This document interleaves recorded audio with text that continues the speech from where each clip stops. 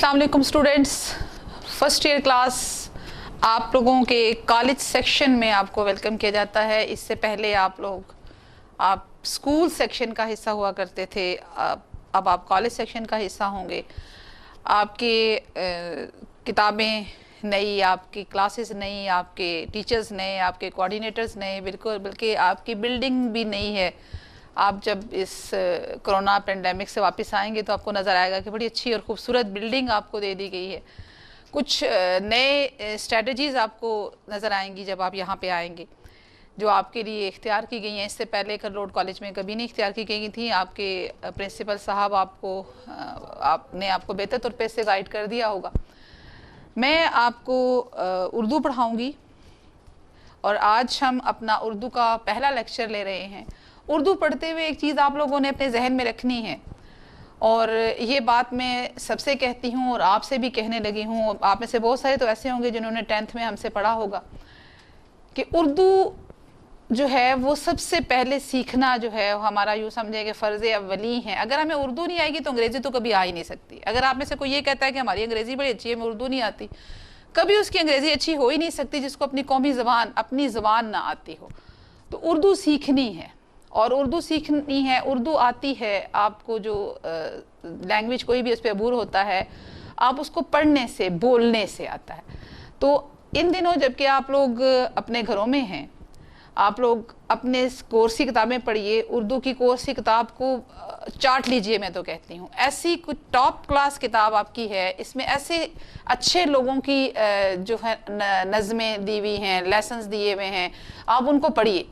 बेहतर ये है कि आप उसका एक एक लफ्ज़ पढ़िए और फिर उसकी अपने पास अपने मोबाइल में डिक्शनरी डाउनलोड कीजिए, वहाँ से उसके मीनिंग्स देखिए, क्योंकि मुश्किल है थोड़ी सी किताब, ये बहुत अच्छी उर्दू इसमें लिखी हुई है। और फिर आप उसको रीडिंग इतनी कीजिए कि आपको ज़ुबानी याद हो जाए वो सबक।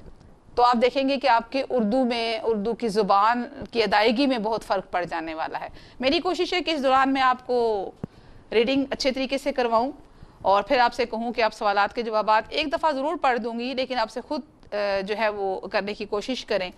तो मैं फिर आपसे ये कहती हूँ कि उर्दू सीखने के लिए उर्दू की रीडिंग बहुत ज़रूरी है, और मुझे उम्मीद है कि आप लोग इसकी रीडिंग बहुत अच्छे तरीके से करेंगे। तो आइए अपना काम शुरू करते हैं। जी स्टूडेंट्स, हम डे 6 में आज उर्दू पढ़ेंगे। डे 6 है आपका आज, आपकी HOD का। तो उर्दू का काम शुरू करते हैं। जी स्टूडेंट्स, आप लोगों की उर्दू की किताब का पहला सबक है आपके सामने, और सबक का नाम तो अपनी मदद आप है, उसके मुसन्निफ़ का तारुफ़ है आपके सामने। आप उसको पहले पढ़ेंगे। हम आपको पता है कि कोई भी सबक पढ़ने से पहले उसके मुसन्निफ़ का तारुफ़ ज़रूर पढ़ते हैं। तो देखते हैं सर सैयद अहमद ख़ान। हम इस नाम से बहुत अच्छे तरीके से वाकिफ़ हैं। पाक स्टडीज़ में आपने 9th और 10th में सर सैयद अहमद ख़ान के बारे में पढ़ा हुआ है। हम बल्कि छोटी क्लासेस से ही सर सैयद अहमद ख़ान के बारे में जानते हैं। ये 17 अक्टूबर को पैदा हुए थे 1817 में, और 1898 में आपकी वफ़ात हुई थी। सर सैयद अहमद ख़ान दिल्ली में पैदा हुए। उनके वालिद सैयद मोहम्मद मुत्तकी को बादशाह के दरबार में बड़ा असर व रसूख हासिल था। उस ज़माने के रिवाज के मुताबिक उन्होंने अरबी, कुरान मजीद, अरबी, फ़ारसी की तालीम हासिल की। वालिद और बड़े भाई के इंतकाल के बाद उनकी ज़िंदगी पर मजहबी रंग नुमाया हो गया, और उन्होंने फ़िक़्ह, हदीस और कुरान मजीद का असर नो मुताला शुरू किया। 1857 की जंग आज़ादी के वक्त वो बिजनौर में थे।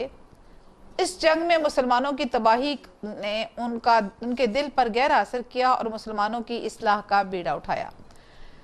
उन्होंने अंदाज़ा लगाया कि किसी भी कौम की इस्लाह और तरक्की तालीम के बगैर मुमकिन नहीं, इसलिए उन्होंने अपनी सारी सलाहियतें मुसलमानों की तालीम व तरबियत पर सर्फ की। अलीगढ़ कॉलेज इसकी रोशन मिसाल है। इसके अलावा आम मुसलमान घरानों की तरबियत और इस्लाह के लिए एक रिसाला तहज़ीबुल इखलाक भी जारी किया। सर सैयद का एक और बड़ा कारनामा सादा और आसान नस्र की तरवीज था। यानी आप उस ज़माने से बिलोंग करते हैं, उस ज़माने से आपका ताल्लुक़ है जिसमें बड़े बड़े मुसन्निफ़ और शायर गुज़रे हैं, और जिन्होंने बहुत ही मज़मून लिखे, अफ़साने और नावल, और बहुत बड़े बड़े मुसन्निफ़ गुज़रे हैं। तो उन्होंने جو سب سے بڑا کارنامہ یہ تھا کہ انہوں نے نثر کو آسان کر دیا ہے، عام فہم انداز میں کر دیا، مشکل الفاظ کا ہم استعمال کرتے ہیں۔ ابھی آپ جب اپنی مدد آپ پڑھیں گے تو آپ کو اندازہ ہو جائے گا۔ انہوں نے اس زمانے کی طرز نگارش جو اس کو ہم مکفہ اور مسجع نثر کی صورت میں تھی، اچھا طرز نگارش کہتے ہیں طرز تحریر کو، یعنی انداز تحریر کو، ٹھیک ہے، اور مکفہ اور مسجع کہتے ہیں کہ اس میں قافیے اور اس میں استعمال ہوتے تھے، اور مطلب بہت ہی بنا سنوار کر اردو لکھی جاتی تھی اور اتنی مشکل ہوتی تھی کہ وہ عام آدمی کے عام فہم سے اوپر ہوتی تھی۔ تو اس زمانے کی اس طرز نگارش کو ترک کیا، چھوڑ دیا اور مقصدیت کو رواج دیا، یعنی انہوں نے اردو نثر کو مقصدیت کی طرف لے گئے، نہ کہ جو ہے مکفہ اور مسجع نثر کی صورت اختیار کی جس سے کہ اپنی جو ان کی اہلیت ہے وہ ظاہر ہو۔ انہوں نے کہا کہ اہلیت کو نہیں دکھانا اپنی، بلکہ مقصدیت کو رواج دینا تھا جو انہوں نے دیا۔ دراصل وہ ادب برائے ادب کے قائل نہ تھے، بلکہ انہوں نے ادب کو اصلاح کا ذریعہ بنایا تھا۔ ان کی تحریروں میں بڑا تنوع تھا، یہ لفظ تنوع پڑھنا ہے، میں آپ کی ریڈنگ کرتے ہوئے آپ نے سننا بڑے غور سے ہے، الفاظ کی ادائیگی جو ہے وہ بہت اثر رکھتی ہے جب آپ پڑھ رہے ہوتے ہیں۔ اگر آپ نے درست اردو پڑھنا سیکھ لی تو یہ بھی بڑی بات ہوگی، تو اس لیے میں آپ کے سامنے الفاظ کو بار بار دہرا رہی ہوں تاکہ آپ کو الفاظ پڑھنے آ جائے۔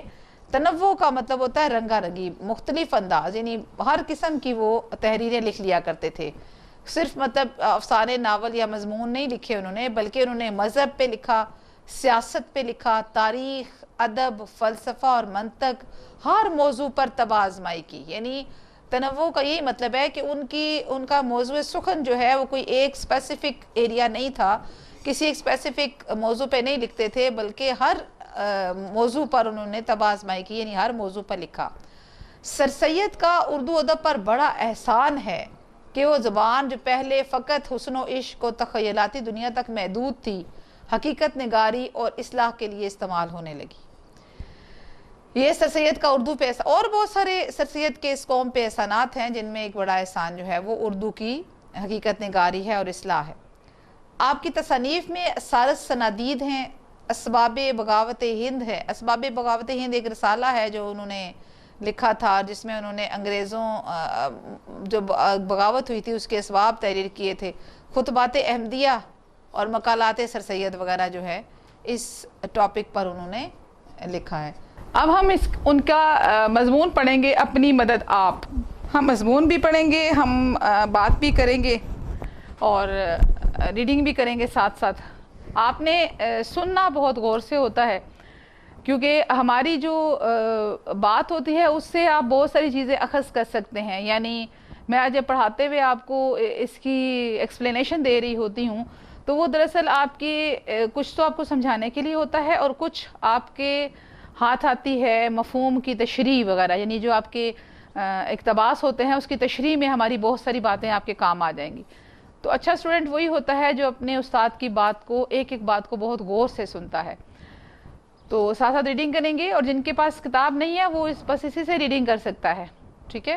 تو ہم اپنی مدد آپ کا پہلا جملہ لکھا ہوا ہے، خدا ان کی مدد کرتا ہے جو آپ اپنی مدد کرتے ہیں۔ وہ جو مقولہ ہے نا، God helps those who help themselves، یہ وہ مقولہ ہے۔ یہ ایک نہایت عمدہ اور آزمودہ مقولہ ہے۔ اس چھوٹے سے فکرے میں انسانوں کا اور قوموں کا اور نسلوں کا تجربہ جمع ہے۔ ایک شخص میں اپنی مدد آپ کرنے کا جوش اس کی سچی ترقی کی بنیاد ہے، اور جبکہ یہ جوش بہت سے شخصوں میں پایا جاوے تو وہ قومی ترقی اور قومی طاقت اور قومی مضبوطی کی جڑ ہے۔ جب کسی شخص کے لیے یا کسی گروہ کے لیے کوئی دوسرا کچھ کرتا ہے تو اس شخص میں یا اس گروہ میں وہ جوش اپنی مدد آپ کرنے کا کم ہو جاتا ہے، اپنی آپ مدد کرنے کا کم ہو جاتا ہے، اور ضرورت اپنی آپ مدد کرنے کی اس کے دل سے مٹتی جاتی ہے، اور اسی کے ساتھ ساتھ غیرت جو ایک نہایت عمدہ قوت انسان میں ہے، اسی کے ساتھ عزت جو اصلی چمک دمک انسان کی ہے، از خود جاتی رہتی ہے۔ اور جبکہ ایک قوم کا یہ حال ہو تو وہ ساری قوم دوسری قوموں کی آنکھ میں ذلیل اور بے عزت ہو جاتی۔ اگر ہم اس پورے پیراگراف کو اپنی موجودہ حالت پہ رکھ کے دیکھیں تو یہ بالکل ایک درست بات ہے کہ جو قوم یا جو انسان اپنی مدد آپ نہیں کرتا اور دوسروں کی طرف دیکھتا ہے، سب سے پہلے جو چیز اس میں ختم ہوتی ہے وہ ختم ہوتی ہے غیرت۔ غیرت کسے کہتے ہیں؟ غیرت ہوتی ہے آپ اپنا کام خود کر رہے ہیں، یہ غیرت انسانی ہے۔ جو ہی آپ اپنے کام میں کسی دوسرے کی مدد لے رہے ہیں تو غیرت تو ہوگی ختم۔ اس کے بعد جو دوسری چیز ہوتی ہے وہ ہوتی ہے عزت۔ عزت کس کی ہوتی ہے؟ وہ انسان، عزت دراصل چمک دمک کو کہتے ہیں۔ غیرت تو آپ کا دلی جذبہ ہے نا، جب دلی جذبے سے، اور عزت بھی اس کی جاتی ہے جس کے اندر غیرت کا مادہ بہت زیادہ ہوتا ہے، یعنی جو اپنی مدد آپ کا عادی ہوتا ہے، جو اپنی مدد کے لیے کسی قسم کا کسی بھی انسان کا محتاج نہیں ہوتا۔ مثلا آپ لوگ عمر کے جس حصے میں ہیں، اس حصے میں آپ لوگوں کو اپنے والد کا محتاج نہیں ہونا چاہیے کہ وہ آپ کی ایجوکیشن کا بیڑا اٹھائیں۔ اب آپ کو اپنی مدد آپ کرنا چاہیے، یعنی اپنے لیے کوئی ایسے روزی کے ذرائع پیدا کرنے چاہیے جس سے کہ آپ نہ صرف اپنے والد کی ہیلپ کر سکیں بلکہ اپنی جو ایجوکیشن ہے وہ خود حاصل کر سکیں۔ آپ کچھ بھی کر سکتے ہیں، کوئی بھی کام کم نہیں ہوتا، کوئی بھی کام کر سکتے ہیں۔ تو اگر آپ یعنی آپ اس میں اپنی والد کی عزت اور ان کی مدد دونوں کا جذبہ آپ میں ہو، اور پھر یہ کہ آپ اپنی مدد آپ کریں، یعنی اپنی جو ایجوکیشن ہے اس کا ذمہ آپ خود لے لیں، اس سے آپ کی عزت پیدا ہو جائے گی ان تمام لوگوں میں جو آپ سے جڑے ہوئے ہیں کہ یہ بچہ اپنا کام خود کرنا چاہتا ہے، اپنی روزی خود پیدا کرنا چاہتا ہے۔ تو بچے تو آپ ہیں نہیں کہ اس کو ہم کہیں گے بچے رہتے ہیں۔ آپ جب انسان جوان ہو جاتا ہے تو پھر ایک انسان کو کے اندر کم از کم اپنی روزی خود پیدا کرنے کی جو ایک جوش ولولہ ہوتا ہے وہ پیدا ہو جانا چاہیے۔ اگر پیدا ہو چکا ہے تو بہت اچھی بات ہے، نہیں ہے تو ہو جانا چاہیے۔ اب اگلا پیراگراف دیکھیں کہ آدمی جس قدر دوسروں پر بھروسے کرتے جاتے ہیں، خواہ وہ اپنی بھلائی اور ترقی کا بھروسہ گورنمنٹ پر ہی کیوں نہ کریں، یہ امر بدہی اور لابدی ہے کہ وہ اسی قدر بے مدد اور بے عزت ہوتے جاتے ہیں۔ یعنی دوسروں پہ بھروسہ نہ کریں نا، اپنی آپ کی ذات کی بھلائی ہے۔ ہم کوئی ذرا سی بات باہر، نالی بھی ٹوٹی ہوئی ہوتی ہے، یار گورنمنٹ کا کام تھا ہماری نالی ٹھیک کریں۔ ارے بھی گورنمنٹ کیوں آئے گی آپ کی نالی ٹھیک کرنے کے لیے؟ اس نالی کو توڑا اور گندا کس نے کیا؟ آپ نے، تو آپ نے خود اس کو صاف کرنا ہے۔ اب آپ اپنا کروڑوں کا گھر بنا کے بیٹھے اور سامنے والی جو نالی ہے وہ گندی ہے، اور اس کے لیے آپ گورنمنٹ کی طرف دیکھیں کہ آپ کی گلی اور نالی جو ہے وہ گورنمنٹ نے پکی کرنی ہے، تو پھر کیا ہوگا؟ یہ امر لابدی اور بدی ہے، یعنی بالکل لازمی امر ہے کہ یہ قوم بے عزت ہوتی ہے۔ ہماری قوم کے کاروکار کم ہونے کا سب سے بڑا جو وجہ ہے وہ یہی ہے کہ ہم دوسروں پہ تکیہ کرتے ہیں، ہم اپنی بھلائی کے کام کے لیے دوسرے کی طرف دیکھتے ہیں کہ وہ کوئی دوسرا آ کر ہماری مدد کرے گا، یہاں تک کہ ہم ابھی بھی کسی مہدی کے انتظار میں ہیں جو آئے اور ہماری حالت سدھارے۔ حالانکہ اقبال نے کیا کہا کہ خدا نے آج تک اس قوم کی حالت نہیں بدلی، نہ ہو جس کو خیال خود اپنی حالت کے بدلنے کا۔ تو اس قوم کی حالت تو فرشتے بھی آ کے نہیں بدل سکتے جب تک کہ خود اس قابل نہ ہو کہ وہ اپنی حالت کو سدھار لے۔ تو اپنی حالت ہر بندہ سدھار لے تو قوم خود بخود سدھر جائے گی۔ اے ہم وطن بھائیو، کیا تمہارا یہی حال نہیں ہے؟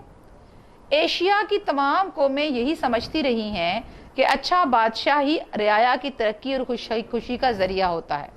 یورپ کے لوگ جو ایشیا کے لوگوں سے زیادہ ترقی کر گئے تھے، یہ سمجھتے تھے کہ عمدہ انتظام قوم کی عزت بھلائی اور خوشی کا ترقی کا ذریعہ ہے، خواہ وہ انتظام باہمی قوم کے رسم و رواج کا ہو یا گورنمنٹ کا۔ اور یہی سبب ہے کہ یورپ کے لوگ قانون بنانے والی مجلسوں کو بہت بڑا ذریعہ انسان کی ترقی اور بہبود کا خیال کر کے ان کا درجہ سب سے اعلیٰ اور نہایت بیش قیمت سمجھتے تھے، مگر حقیقت میں یہ سب غلط ہیں۔ ایک شخص فرض کرو کہ پارلیمنٹ کا ممبر ہی کیوں نہ ہو جائے، قومی عزت اور بھلائی اور ترقی کے لیے کیا کر سکتا ہے؟ That's a very good question۔ سوال بتائیں نا، آپ کیا کر سکتا ہے؟ پارلیمنٹ کا ممبر ہے، آپ کے علاقے میں رہتا ہے، ارے بھائی وہ صرف اپنے علاقے کے چند گھروں کو ہی کچھ کر لے گا، قومی عزت اور بھلائی کے لیے وہ کیا کرے گا؟ کچھ نہیں کر سکتا۔ برس دو برس میں کسی بات پر ووٹ دے دینے سے وہ کیسی ہی ایمانداری اور انصاف سے کیوں نہ دیا ہو، قوم کی کیا بھلائی ہو سکتی ہے؟ بلکہ خود اس کے چال چلن پر، اس کے برتاؤ پر بھی اس سے کوئی اثر پیدا نہیں ہوتا، تو قوم کے برتاؤ پر کیا اثر پیدا کر سکتا ہے؟ پس یہ بات بے شبہ ہے کہ گورنمنٹ سے انسان کے برتاؤ میں کچھ مدد نہیں ملتی، مگر عمدہ گورنمنٹ سے بڑا فائدہ یہ ہے کہ آدمی آزادی سے اپنے قوائے عملی کی تکمیل اور اپنی شخصی حالت کی ترقی کر سکتا ہے، اور یہ بات روز روشن کی طرح ہوتی جاتی ہے کہ گورنمنٹ کا فرض بنسبت مثبت اور باعمل ہونے کے زیادہ تر منفی اور مانع ہے، اور وہ فرض جان و مال اور آزادی کی حفاظت ہے۔ جب قانون کا عمل درآمد دانشمندی سے ہوتا ہے تو آدمی اپنی جسمی اور ذہنی محنت کے ثمروں کا بے خطر حظ اٹھا سکتا ہے۔ حظ مطلب فائدہ اٹھانا۔ جس قدر گورنمنٹ کی حکومت عمدہ ہوتی ہے اتنا ہی ذاتی نقصان کم ہوتا ہے، مگر کوئی قانون گو وہ کیسا ہی ابھارنے والا کیوں نہ ہو، سست آدمی کو محنتی، فضول خرچ کو کفایت شار اور شراب خور کو تائب نہیں بنا سکتا، بلکہ یہ باتیں محنت، کفایت شاری اور نفس کشی سے حاصل ہو سکتی ہیں۔ قومی ترقی، قومی عزت اور قومی اصلاح عمدہ عادتوں، چال چلن اور عمدہ برتاؤ کرنے سے ہوتی ہے، نہ کہ گورنمنٹ میں بڑے بڑے حقوق اور اعلیٰ درجے حاصل کرنے سے۔ ایک بات جو ہے وہ ان کی بالکل درست ہے، اور ایسی بات ہے جو کہ واقعی کسی عقل والے انسان کی لکھی ہوئی ہے کہ گورنمنٹ کیا کر سکتی ہے۔ گورنمنٹ کا جو انسان خود چال چلن کا اچھا نہیں ہوگا، وہ ووٹوں کے لینے سے اور بڑی سیٹ کے ملنے سے اس کے چال چلن اچھا نہیں ہو سکتا۔ ہاں یہ ہو سکتا ہے کہ جب گورنمنٹ اچھی ہوتی ہے تو آدمی آزادی سے اپنے جو اس کی قوائے عملی کہتے ہیں، اپنی قوت عمل کی قوت کو، یعنی جو اس کے اندر قوت ہوتی ہے کہ وہ کام کر سکے، اس کی تکمیل کرتا ہے، اپنی شخصی حالت میں ترقی کر سکتا ہے۔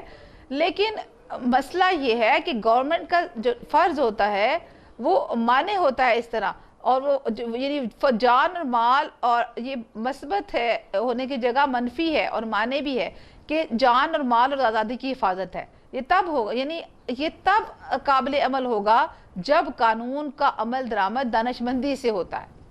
اب عقل مندی سے، دانشمندی سے انسان جب قانون پر عمل درآمد ہوگا تو آدمی اپنی جسمی محنت اور اس کے فائدوں کا بغیر کسی خطرے کے حص اٹھا سکتا ہے۔ یعنی ایک انسان کو جب پتہ ہو کہ قانون پر عمل درآمد ہو رہا ہے تو وہ مہنگائی نہیں کر سکتا، وہ چوری نہیں کر سکتا، انسان کو اپنے چیزوں کے جانی اور مالی چیزوں کے نقصان کا ڈر نہیں رہتا۔ یہ گورنمنٹ کا کام ہے کہ وہ قانون پر عمل درآمد جو ہے وہ کروائے۔ جس قدر گورنمنٹ کی حکومت عمدہ ہوتی ہے وہ ذاتی نقصان اتنا ہی کم ہوتا ہے، مگر کوئی بھی قانون کیسا ہی اچھا کیوں نہیں ہوتا، کبھی قانون نے کسی سست آدمی کو محنتی بنا دیا۔ سست آدمی سست ہی رہتا ہے۔ فضول خرچ کو کفایت شار قانون نہیں بنا سکتا، اور شراب خور کو شراب سے تائب نہیں، وہ تو چوری چھپے جہاں سے ملے گی شراب لے لے گا، تو وہ تو کر لے گا، اس کو تو کبھی بھی نہیں ہو سکتا۔ یہ ساری باتیں کس سے حاصل ہوتی ہیں؟ محنت سے، کفایت شاری سے، نفس کشی سے، اپنے نفس کو مارنے سے۔ تو اب جب کوئی انسان محنت کی، کفایت شاری کا اور نفس کشی کی عادت اپنا لے گا تو لازمی بات ہے ہر انسان اگر یہ اپنائے گا، ہر گروہ اپنائے گا، تو قومی ترقی، قومی عزت، قومی اصلاح جو ہے یہ سارا کا سارا خود بخود ہوتا چلے گا۔ یعنی قوم کی ترقی اور قوم کی عزت جو ہے وہ دراصل فرد کی ترقی اور فرد کی عزت پر منحصر ہے۔ آپ ہی قوم ہیں، آپ کا عزت چال چلن، ہمارا عزت، ہماری چال چلن بحیثیت قوم باہر ہماری عزت یا ہماری ناموری یا ہماری ذلت کا باعث ہوتی ہے۔ آگے دیکھیں، نہایت ٹھیک بات ہے کہ گورنمنٹ عموماً ان لوگوں کا جن پر وہ حکومت کرتی ہے عکس ہوتی ہے، جو رنگ ان کا ہوتا ہے اسی کا رنگ یا عکس گورنمنٹ میں پایا جاتا ہے۔ یعنی جیسی گورنمنٹ ہوتی ہے، رعایا ہوتی ہے، گورنمنٹ بھی ویسے ہی ہوتی ہے۔ سوال یہ پیدا ہوتا ہے کہ رعایا کا عمومی چال چلن جیسا ہوگا، گورنمنٹ بھی تو ویسے ہی ہوگی نا۔ گورنمنٹ آسمان سے اترے ہوئے فرشتوں کی تو ہوتی نہیں۔ گورنمنٹ میں جو لوگ جاتے ہیں وہ اسی قوم کے جاتے ہیں جو کہ جنس کو آپ الیکٹ کرتے ہیں۔ اچھا، آپ کس کو الیکٹ کریں گے؟ اپنے جیسے بندوں کو الیکٹ کریں گے نا۔ آپ اپنے سے اچھے بندوں کو الیکٹ کیوں کریں گے؟ کیونکہ آپ کو پتا ہے کہ اگر ہم اپنے سے اچھے بندوں کو الیکٹ کریں گے تو اوپر جا کے ہمارے لیے یہ مصیبت کریٹ کرے گا. ہر بندہ جو ہے وہ یہ کوشش تو ضرور کرتا ہے کہ وہ اس سے مرے، جب وہ مرے تو گنبد خضرا کا سایہ ہو اور اس طرح کی، لیکن حرکتیں جو ہیں وہ یہودیوں جیسی کرتا ہے. تو یعنی جو ہماری گورنمنٹ، جو ہمارے اندر خوبیاں پائی جاتی ہیں، گورنمنٹ بھی تو ہمارے ہی میں سے اٹھ کے لوگوں کی بنائی ہوئی ہوتی ہے نا، ان کی خوبیاں بھی وہی ہوں گی. جو گورنمنٹ اپنی رعایا سے تہذیب و شائستگی سے آگے بڑھی ہوئی ہے، رعایا اس کو زبردستی پیچھے سے کھینچ لاتی ہے. اب آپ یہ دیکھ لیں نا، اگر کوئی اچھے لوگوں کی گورنمنٹ آئی جاتی ہے تو رعایا اس کو پیچھے کھینچ لاتی ہے، اور جو گورنمنٹ اپنی رعایا سے کم تر اور شائستگی میں پیچھے ہوتی ہے وہ ترقی کی دوڑ میں رعایا کے ساتھ آگے کھنچ جاتی ہے. ایک بالکل انڈرسٹوڈ بات ہے، ٹھیک ہے. یہ ایک نیچر کا قاعدہ ہے کہ جیسا مجموعہ قوم کی چال چلن کا ہوتا ہے، یقیناً اسی کے موافق اس کے قانون اور اسی کے مناسب حال گورنمنٹ ہوتی ہے. یعنی ایسا نہیں ہوتا کہ قوم تو جو ہے وہ بڑی ہی ہر طرف سے اعلیٰ و عرفہ ہو، اور جو ہے باہر سے کوئی آ کے تو اس کے اوپر کوئی بہت ہی برے لوگ جو ہیں وہ اس کے اوپر آ کے حکمرانی کرنے لگ جائیں، یا قوم بہت ہی اچھی بری ہو اور بہت ہی اچھے لوگ. کہاں سے لائیں گے آپ اچھے لوگ؟ جیسے آپ ہیں ویسی ہم ہیں، جیسے ویسے ہی ہماری گورنمنٹ ہوگی. جس طرح کہ پانی خود اپنی پنسال میں آ جاتا ہے، یعنی پانی جو ہے وہ اپنا راستہ خود بناتا ہے، جہاں اس کی جگہ بنی ہوتی ہے وہ خود بخود وہاں پہنچ جاتا ہے. اس طرح عمدہ رعایا پر بھی عمدہ حکومت ہوتی ہے، اور جاہل و خراب اور نا تربیت یافتہ رعایا پر ایسی ہی اکڑ حکومت کرنی پڑتی ہے. ٹھیک ہے. تمام تجربوں سے یہ ثابت ہوا ہے کہ کسی ملک کی خوبی، عمدگی اور قدر و منزلت بنسبت وہاں کے گورنمنٹ کے عمدہ ہونے کے زیادہ تر اس ملک کی رعایا کے چال چلن، اخلاق و عادات اور تہذیب و شائستگی پر منحصر ہے. ٹھیک ہے. اگر وہاں پہ جو گورنمنٹ ہوگی وہ عمدہ تب ہوگی جب اس ملک کے رعایا کی چال چلن، اخلاق و عادت، یعنی تہذیب و شائستگی جیسی اس کی رعایا کی ہوگی ویسی اس کی گورنمنٹ کی ہوگی. سمپل بات یہ ہے، کیونکہ قوم شخصی حالتوں کا مجموعہ ہے، اور ایک قوم کی تہذیب در حقیقت ان مردوں، عورتوں اور بچوں کی شخصی ترقی ہے جن سے وہ قوم بنی ہے. قومی ترقی مجموعہ ہے. اب یہ پیراگراف آئے گا، قومی ترقی کن چیزوں کا مجموعہ ہے. ٹھیک ہے.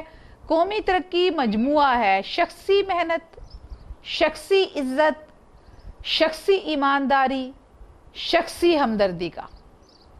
اور اسی طرح قومی تنزلی مجموعہ ہے شخصی سستی، شخصی بے عزتی، شخصی بے ایمانی، شخصی خود غرضی اور شخصی برائیوں کا. اگر ہم یہ دیکھیں کہ کیا ہماری قوم ترقی کر رہی ہے یا ہماری قوم تنزلی کی طرف جا رہی ہے، تو ہم نے یہ دیکھنا ہے کہ ہمارے اندر کیا ہے. Look at yourself. اپنے آپ کو دیکھیے. کیا محنتی ہیں آپ؟ کیا آپ کے اندر عزت نفس موجود ہے؟ کیا آپ ایماندار ہیں؟ اور کیا آپ ہمدرد ہیں؟ اگر آپ میں یہ چاروں خوبیاں موجود ہیں، چاروں خوبیاں بدرجہ اتم موجود ہیں، تو آپ کی قوم ترقی کر رہی ہے. اور اگر آپ میں یہ نہیں ہے، سستی ہے، بے عزتی ہے، بے ایمانی ہے، خود غرضی ہے، برائیاں ہیں، تو وہ قوم تنزلی کا مجموعہ ہے. اب ہمارا ہر بندہ رو رہا ہے جی، قوم تنزلی کی طرف جا رہی ہے، بجائے اوپر جانے کے نیچے کی طرف جا رہی ہے. تو خود کو دیکھے نا، خود کیا ہیں ہم؟ سست، بے عزت لوگ ہیں، بے ایمان لوگ ہیں ہم. ہماری بے ایمانی کا تو یہ عالم ہے کہ ہم نے بے ایمانی کو، وہ جو پرانے زمانے کی پیغمبروں کی قومیں ہوتی تھی ان کی طرح بڑے فخر سے ہم بیٹھ کے اپنے گروہوں میں، جہاں پہ ہم دوستوں کے درمیان بیٹھتے ہیں، اپنی بے ایمانیوں کو فخر سے بیان بھی کرتے ہیں اور اس پر فخر کرتے ہیں. یہ ہمارے اندر تنزلی کی انتہا ہے. ایک گناہ وہ ہوتا ہے جو چھپ کے کیا جاتا ہے، اس گناہ پہ اللہ تعالیٰ جو ہے وہ ہمیں معاف کر سکتا ہے. لیکن جب ہم اپنے گناہ کو سرعام بیان کرنا شروع کر دیں تو وہ ہمارے گناہگار ہونے پر اللہ کی مہر لگا دیتی ہے، اور پھر ہمارا زوال شروع ہو جاتا ہے جیسا کہ ہمارا شروع ہے. تو بحیثیت قوم ہم کب اٹھ سکتے ہیں؟ جب ہم ان چیزوں کو اپنا دیں، محنت کو، عزت کو، عزت مطلب عزت نفس، خودداری، غیرت، ایمانداری کو اور ہمدردی کو، تب جا کے ہم کچھ عرصے بعد ہماری قوم جو ہے وہ تنزلی سے اٹھ جائے گی. ورنہ کیا اقبال کہہ گئے ہیں کہ تمہارا نام تک نہ ہوگا داستانوں میں، وہ ہمارا وہ حال ہے. نا تہذیبی اور بد چلنی جو اخلاق و تمدنی یا باہمی معاشرت کی بدیوں میں شمار ہوتی ہے، در حقیقت وہ خود اسی شخص کی آوارہ زندگی کا نتیجہ ہے. نا تہذیبی اور بد چلنی، نا تہذیبی کیا ہے، بد چلنی کیا ہے؟ نا تہذیبی یہ کہ تہذیب اور آپ اپنی تہذیب بھولتے چلے جا رہے ہیں. اب تہذیب کیا ہے؟ تہذیب ہے اٹھنا بیٹھنا، کھانا پینا، بولنا چالنا، پہننا اوڑھنا. یہ تہذیب شو کرتی ہے. تہذیب اس سے ہماری شو ہوتی ہے نا، ہم کیسے بات کر رہے ہیں بزرگوں سے، ساتھ والوں سے، اپنے ساتھیوں سے، ہم اٹھنے بیٹھنے کا ہمارا کیا طریقہ ہے، کھانا پینے کا ہمارا کیا طریقہ ہے، یہ ساری ہماری تہذیب شو کر رہا ہے. تو کیا ہم تہذیب یافتہ ہیں؟ سوال. بد چلنی، بد چلنی سے کیا، بد چلن سے مراد کیا ہوتا ہے کہ وہ جو عام نیک لوگوں کا چلن ہوتا ہے اس سے ہٹ کے چلتا ہے، اس کو کہتے ہیں بد چلن. ٹھیک ہے. اور اخلاقی تمدنی یا معاشرتی، وہ یہ دونوں چیزیں جو ہیں وہ اخلاقی تمدنی یا باہمی معاشرت کی بدیوں میں شمار ہوتی ہیں. یہ دراصل کیسے پیدا ہوتی ہیں؟ آوارہ زندگی سے پیدا ہوتی ہیں. آوارہ زندگی کیا ہوتی ہے؟ آوارہ زندگی وہی زندگی ہوتی ہے جس میں کہ آپ اپنے خاندان کی روایات سے ہٹ جائیں، آپ اپنے بڑوں کا کہنا نہ مانیں، آپ جو جی میں آئے وہ کرتے چلے جائیں. اس کو آوارگی کہتے ہیں. جب آپ اب ایک تہذیب کے راستے پر نہیں چلیں گے، جب آپ کی زندگی جو ہے وہ ڈسپلنڈ نہیں ہوگی، کب سونا ہے، کب اٹھنا ہے، کب نماز پڑھنی ہے، کب کھانا کھانا ہے، کپڑے کیسے پہننے ہیں، بڑوں کے ساتھ اٹھنا بیٹھنا کیسے ہے، بڑوں کے ساتھ بات کیسے کرنی ہے، کس کی کتنی عزت کرنی ہے، کس کو کتنا وقت دینا ہے، یہ ساری چیزیں ایک ڈسپلنڈ لوگوں کا حصہ ہوتی ہیں. اگر آپ اس سب سے ہٹ کے کام کر رہے ہیں تو وہ آوارہ زندگی ہوتی ہے. اور دراصل وہیں سے آپ کی بد تہذیبی اور بد چلنی جو ہے وہ آپ لوگوں کے اندر، ہم سب کے اندر ڈیولپ ہوتی ہے. جب یہ سب ڈیولپ ہوتا ہے تو ہم خود بخود، چاہے وہ کسی ایک شخص کے اندر ڈیولپ ہو گئی، ہماری قوم تنزلی کا شکار ہونا شروع ہو جاتی ہے. کیونکہ ہم اگر ایک شخص کے اندر ڈیولپ ہوتی ہے تو ہم اس کو روک ہی نہیں پا رہے. اٹ مینس کہ پوری ایز اے قوم ہم ان برائیوں میں شامل ہیں تو نہیں روکتے، تو ایز اے قوم ہم اس تنزلی کا شکار ہیں. اگر ہم چاہیں کہ بیرونی کوششوں سے ان برائیوں کو جڑ سے اکھاڑ دیں اور نیست و نابود کر دیں تو یہ برائیاں کسی اور نئی صورت میں اس سے بھی زیادہ زور و شور سے پیدا ہو جائیں گی، جب تک کہ شخصی زندگی اور شخصی چال چلن کی حالتوں کو ترقی نہ دی جاوے. یعنی اگر یہ برائیاں پیدا ہو گئی ہیں تو والد صاحب ڈنڈا مار مار کے اس کو اکھاڑنا چاہیں، یا ہم کہیں گے مار کٹ کے ہم اس سے چھٹکارا پا لیں گے، اگر کسی بچے کی زندگی میں پیدا ہو گئی ہے کسی انسان کی، تو ایسا نہیں ہوتا.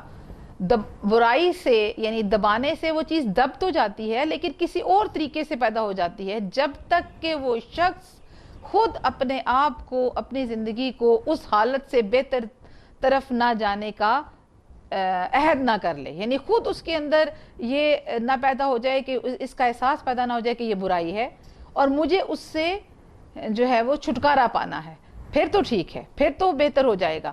لیکن اگر اس کو زبردستی دبایا جائے گا تو وہ کسی اور صورت میں پیدا ہو جائیں گی. تو اے میرے عزیز ہم وطنوں، اگر یہ رائے صحیح ہے تو اس کا یہ نتیجہ ہے کہ قوم کی سچی ہمدردی اور سچی خیر خواہی کرو. غور کرو کہ تمہاری قوم کی شخصی زندگی کا چال چلن کس طرح پر عمدہ ہوتا ہو تاکہ تم بھی ایک معزز قوم ہو. کیا یہ جو طریقہ تعلیم و تربیت کا، بات چیت کا، وضع لباس کا، سیر سپاٹے کا، شغل اشغال کا تمہاری اولاد کے لیے ہے، اس سے ان کے شخصی چال چلن، اخلاق و عادات، نیکی و سچائی میں ترقی ہو سکتی ہے؟ حاشا وکلا، شاید کبھی. یعنی سوال ہے کہ اگر اپنے قوم کے سچے ہمدرد ہو تو پھر اپنی شخصی جو غور کریں کہ کیا تمہاری قوم میں جو شخصوں کے چال چلن ہے وہ کس طرح کا ہے، کس طرح عمدہ ہو، کس طرح بہتر ہو، ہم کم از کم اپنی اولاد کو بہتر کر سکیں. یعنی تعلیم و تربیت جو دیے تم نے اپنی اولاد کو، بات چیت کرنے کا جو طریقہ اولاد کو سکھایا گیا، لباس پہننے کا، میں نے اوپر بھی انہی باتوں میں اسی کو تہذیب کہتے ہیں.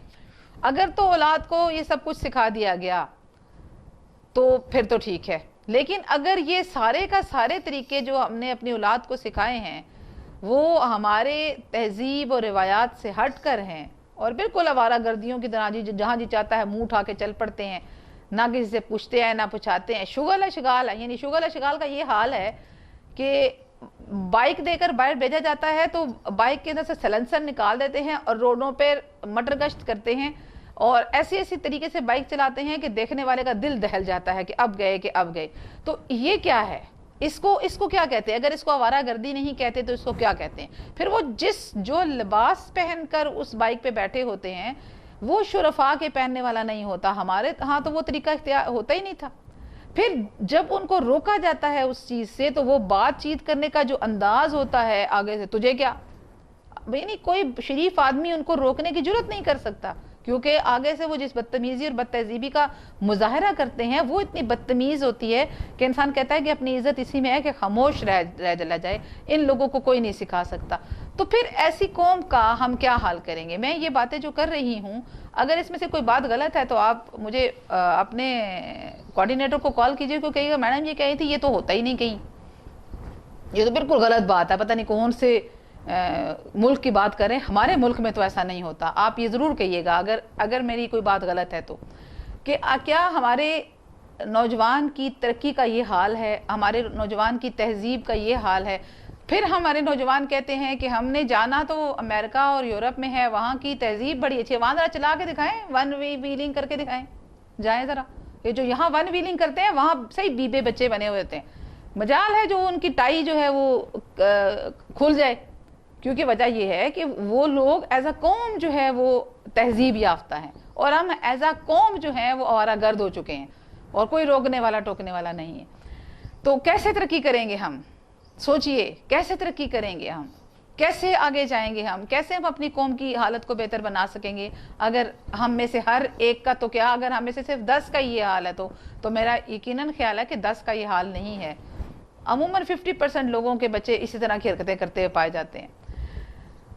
آگے دیکھیں جی، جبکہ ہر شخص اور کل قوم اپنی اندرونی حالتوں سے آپ اپنی اصلاح کر سکتی ہے، تو اس بات کی امید پر بیٹھے رہنا کہ بیرونی زور انسان کی یا قوم کی اصلاح و ترقی کرے، کس قدر افسوس بلکہ نادانی کی بات ہے. یعنی آپ کو کوئی نہیں سمجھا سکتا. آپ کو سر کہتے ہوتے ہیں، آپ لوگ اگر 10th کلاس میں ہمارے ہی کالج کے پڑھے ہوئے اسٹوڈنٹس ہیں تو آپ کے پرنسپل صاحب کیا لکھ کے لگاتے ہیں آپ کی کلاسز میں، جو خود نہیں پڑھتا اسے کوئی نہیں پڑھا سکتا. وہ اسی کے اوپر ہے، جو خود اپنی اصلاح نہیں کر سکتا اس کی اصلاح کوئی نہیں کر سکتا. بیرونی زور سے نہیں آپ اصلاح کر سکتے، ڈنڈے کے زور پہ آپ کبھی ڈسپلن نہیں کر سکتے جبکہ ڈسپلن آپ کے اندر سے نہیں نکلے گا. خود سے آپ کو اب اپنی اصلاح کرنے کے قابل جب تک نہیں ہوں گے تب تک آپ کی اصلاح ہو ہی نہیں سکتی. وہ شخص در حقیقت غلام نہیں ہے جس کو ایک خدا ناترس نے، جو اس کا ظالم آقا کہلایا جاتا ہے، خرید لیا ہے، یا ایک ظالم اور خود مختار بادشاہ یا گورنمنٹ کی رعیت ہے، بلکہ در حقیقت وہ شخص اصلی غلام ہے جو بد اخلاقی، خود غرضی، جہالت اور شرارت کا مطیع ہے اور اپنی خود غرضی کی غلامی میں مبتلا اور اپنی قومی ہمدردی سے بے پرواہ ہے. وہ قومیں جو اس طرح دل میں غلام ہیں وہ بیرونی زوروں سے، یعنی عمدہ گورنمنٹ یا عمدہ قومی انتظام سے آزاد نہیں ہو سکتی جب تک کہ غلامی کی یہ ذیلی حالت دور نہ ہو. یعنی اگر ہم میں سے ہر کوئی یہ سمجھتا ہے کہ آزادی یہ ہے کہ جیسے مرضی کپڑے پہن لو، آزادی یہ ہے کہ جیسے مرضی بائک پہ گھوم جاؤ، آزادی یہ ہے کہ جو مرضی بک بک کرتے رہو، تو ایسا نہیں ہوتا. آزادی کی اصل چیز ہمیں کرنی ہے. آزادی دراصل کیا ہے؟ اب وہ سید احمد خان کہتے ہیں کہ غلام وہ نہیں ہے جو کسی آقا کا ظالم نے اس کو قبضے میں کیا ہوا، یا ایک بہت ہی ظالم قسم کی رہ، جیسے کہ آج کل انڈیا میں جو ہے وہ بہت ہی ظالم قسم کا بیٹھا ہوا ہے اور وہ ہندوستان کے لوگوں سے اس نے جو ہے وہ اذانیں نہیں دی جاتی ہیں وہاں پہ اور انہیں نمازیں پڑھنے سے روکا جاتا ہے، بلکہ یہاں تک کہا گیا ہے کہ وہ ہندو ہو جائیں یا جیسے چلے جائیں. اصل میں وہ غلام نہیں ہے بلکہ حقیقت وہ تب تک غلام رہیں گے جب تک کہ اپنے آپ کو، وہ کہتے ہیں اصل غلام وہ ہے جو بد اخلاق ہے، خود غرض ہے، جہالت اور شرارت کا متی ہے، یعنی جاہل ہے۔ اب جاہل کی تو ڈیفینیشن کیا کر سکتے ہیں آپ؟ جاہل کی کیا ڈیفینیشن ہے؟ ہمارے یہاں تو بڑے بڑے ڈگری ہولڈر جاہل ہیں، بڑی بڑی ڈگریاں ہیں لیکن انہیں یہ نہیں پتا کہ بات کیسے کرنی ہے۔ جاہل کیا مطلب ہے؟ جاہل جہل سے نکلا ہے، اور جہل کہتے ہیں اندھیرے کو۔ اب اندھیرا ہے، کیا ہے اندھیرا؟ اندھیرا کیا ہے کہ وہ شخص ہر جگہ کا جاہل ہوتا ہے، یعنی اگر کسی شخص کو یہ نہیں پتا کہ کس وقت کون سی بات کرنی ہے تو وہ جاہل ہے۔ کس شخص کو یہ نہیں پتا کہ پی ایچ ڈی کی ڈگری تو اس کے ہاتھ میں ہے، ایف اے بی اے اور پتہ نہیں کون کون سی اس نے ڈگریاں لی ہوئی ہیں، اور کمپیوٹر پہ پتہ نہیں کون کون سے کارنامے کر سکتا ہے، لیکن وہ اس کو یہ نہیں پتا کہ نماز کا وقت کون سا ہے اور نماز کس وقت میں ختم ہوتی ہے اور نماز کے فرائض اور ادائیگی کون سی ہے، تو وہ جاہل ہے۔ تو اس طرح جہالت اور شرارت کا متی ہے بندہ، اپنی خود غرضی کی غلامی میں مبتلا ہے اور قومی ہمدردی اس کے اندر نہیں ہے، تو اصل میں وہ لوگ غلام ہیں۔ اب ایسے لوگوں کو کیسے آپ گورنمنٹ سے آزاد کروا سکتے ہیں؟ ایسے لوگوں کو کوئی نہیں بہتری کی طرف لا سکتا جب تک کہ غلامی کی یہ دلی حالت دور نہ ہو۔ جب تک انسانوں میں یہ خیال ہے کہ ہماری اصلاح و ترقی گورنمنٹ پر یا قوم کے عمدہ انتظام پر منحصر ہے، اس وقت تک کوئی مستقل اور برتاؤ میں آنے کے قابل نتیجہ اصلاح و ترقی کا قوم میں پیدا نہیں ہو سکتا۔ گو کیسی ہی عمدہ تبدیلیاں گورنمنٹ یا انتظام میں کی جاویں، وہ تبدیلیاں فانوس خیال سے کچھ زیادہ رتبہ نہیں رکھتی، جس میں طرح طرح کی تصویریں پھرتی دکھائی دیتی ہوں، مگر جب دیکھو تو کچھ بھی نہیں۔ ٹھیک ہے، یعنی آپ کا گورنمنٹ نہیں ٹھیک کر سکتی آپ کو، جیسے کہ ہماری موجودہ گورنمنٹ نے بڑے بڑے وعدے وعید کیے تھے آپ کے ساتھ، ریاست مدینہ بنا لیں گے، کیا ہو گیا؟ وہ ریاست مدینہ بنا بھی لے، آپ کدھر ہیں؟ آپ کے اندر اگر وہ ایمانداری پیدا نہیں کر سکتا، سوال ہی نہیں پیدا ہوتا کہ کوئی آپ کے اندر ایمانداری پیدا کر لے۔ آپ کے اندر چستی کوئی پیدا نہیں کر سکتا، آپ کے اندر سے سستی کوئی نہیں نکال سکتا جب تک کہ آپ خود اس کو نہیں نکالیں گے۔ تو جب فانوس خیال ہے جی ہم ریاست مدینہ بنا لیں گے، ہم ہر ایک بندے کو اس کے گھر تک انصاف فراہم کر دیں گے، ہم یہ کر دیں گے، ہم وہ کر دیں گے، آپ اپنے اندر تبدیلی لائیں گے نہیں تو کوئی بھی تبدیلی بہتر نہیں ہوگی۔ یہ یاد رکھیے گا، مستقل اور مضبوط آزادی، سچی عزت اور اصلی ترقی شخصی چال چلن پر منحصر ہے۔ میں بار بار یہ سید احمد خان ایک ہی بات کر رہے ہیں، یہ سب کچھ صرف ایک انسان پر ہی منحصر ہے، شخصی چال چلن پر ہی منحصر ہے۔ جیسے افراد ہوں گے ویسی ہی قوم بنے گی، کیونکہ فرد سے ہی قوم بنتی ہے، اور وہی شخصی چال چلن قومی ترقی کا بڑا ضامن ہے۔ یعنی اگر ایک انسان کہتا ہے جی قوم ایماندار ہونی چاہیے تو شخص کو خود پہلے ایماندار ہونا چاہیے نا۔ اگر ایک شخص کہتا ہے کہ وہ جی سچ تو رہا ہی نہیں آج کل، دراصل وہ خود بھی تو جھوٹ بولتا ہے، تو جھوٹ جب تک وہ آدمی خود نہیں چھوڑے گا، قوم میں سے جھوٹ کیسے ختم ہوگا؟ ٹھیک ہے، اسی طرح اور سستی نہیں چھوڑے گا تو قوم میں چستی کیسے پیدا ہوگی؟ جان سٹیورٹ مل، یہ جان سٹیورٹ مل جو ایک بہت بڑا دانا حکیم گزرا ہے، کا قول ہے کہ ظالم اور خود مختار حکومت بھی زیادہ خراب نتیجے پیدا نہیں کر سکتی اگر اس کی رعایا میں شخصی اصلاح اور شخصی ترقی موجود ہے۔ یعنی کتنی ہی ظالم گورنمنٹ کیوں نہ ہو، وہ خراب نتیجہ نہیں پیدا کر سکتی۔ رعایا کے اندر جو شخصی اصلاح اور شخصی ترقی موجود ہوتی ہے وہ نہیں ہو سکتی، وہ اس کو نہیں دبا سکتی۔ وہ یہاں ایک بات میں اور بھی کہنا چاہوں گی، سر سید نے بات کی ہے قوم کی، اور میں بھی یہ بات کروں گی کہ قومی سوچ نہیں ہے ہمارے اندر۔ ہم جب بھی سوچتے ہیں میں بن کے سوچتے ہیں، ہم کبھی ہم بن کر نہیں سوچتے۔ ہم یہ کر لیں تو کیسا ہوگا، تو وہ پھر وہ انسان جو ہم کہہ کے سوچتا ہے، قومی ترقی کے بارے میں سوچتا ہے، اپنے ساتھ دوسروں کو بھی ملاتا ہے، اور اس طرح 1 سے 2، 2 سے 4، 4 سے 8، اور پھر یہ ملٹیپل ہوتے چلے جاتے ہیں، اور پھر یہ قوم بن جاتی ہے۔ تو ہماری قوم نہیں رہی، دراصل ایک ہجوم بن کے رہ گیا ہے، بہت ہی افسوس کے ساتھ کہنا پڑتا ہے۔ آپ قوم کو دیکھیں، میں اس بات کرتے کرتے ساتھ ساتھ میں اس کی طرف میں مثالیں بھی آپ لوگوں کو دوں گی۔ آج کل بڑی مثال دی جاتی ہے ترکی کی قوم کی، کہ ترکی کی قوم نے ایک جو ہے بہت ہی ظالم و جابر ان کی جو فوج تھی، اس کا اقتدار بھی سارے کے سارے ٹینکوں کے آگے پوری کی پوری قوم لیٹ گئی، اور اس نے اپنی جو گورنمنٹ کا تختہ نہیں الٹنے دیا، کیونکہ وہ قوم ہے۔ کیونکہ وہ قوم ہے، اس کو پتہ ہے کہ میرے لیے کیا صحیح ہے کیا غلط ہے، کون سا آدمی میرے لیے صحیح ہے کون سا غلط ہے. تو جو قوم ہوتی ہے وہ قومی ترقی کی بات کرتی ہے.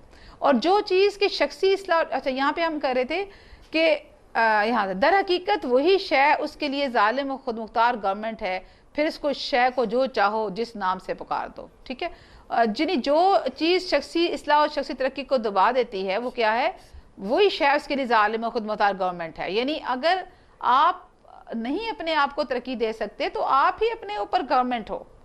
آپ اس چیز کو جو بھی ہے آپ اس کو جو چاہے جس چاہے نام سے پکار دو. اور اس مقولے پر میں زیادہ اس قدر اور زیادہ کرتا ہوں، جہاں شخصی اصلاح اور شخصی ترقی مٹ گئی ہے یا دب گئی ہے، وہاں کیسی ہی آزاد اور عمدہ گورنمنٹ کیوں نہ قائم کی جائے، وہ کچھ بھی عمدہ نتیجے پیدا نہیں کر سکتی.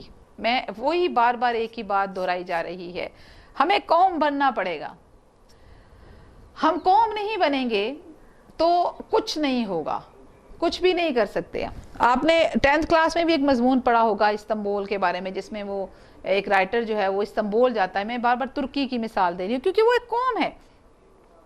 اس نے کہا کہ ہمارا وفد جو ہے وہاں ایک ترکی کی ایک وزیر اعظم کے ساتھ، صدر کے ساتھ وہاں پہ وہ نماز پڑھنے جامعہ مسجد گیا اور ایک اعلان کیا گیا کہ ہمارے درمیان جو ہے باہر کے ملک کا یعنی پاکستان کا وفد ہے اور برائے مہربانی اس کو آپ راستہ دے دیں. وہ مسجد بھری ہوئی تھی، ہزاروں لوگ تھے.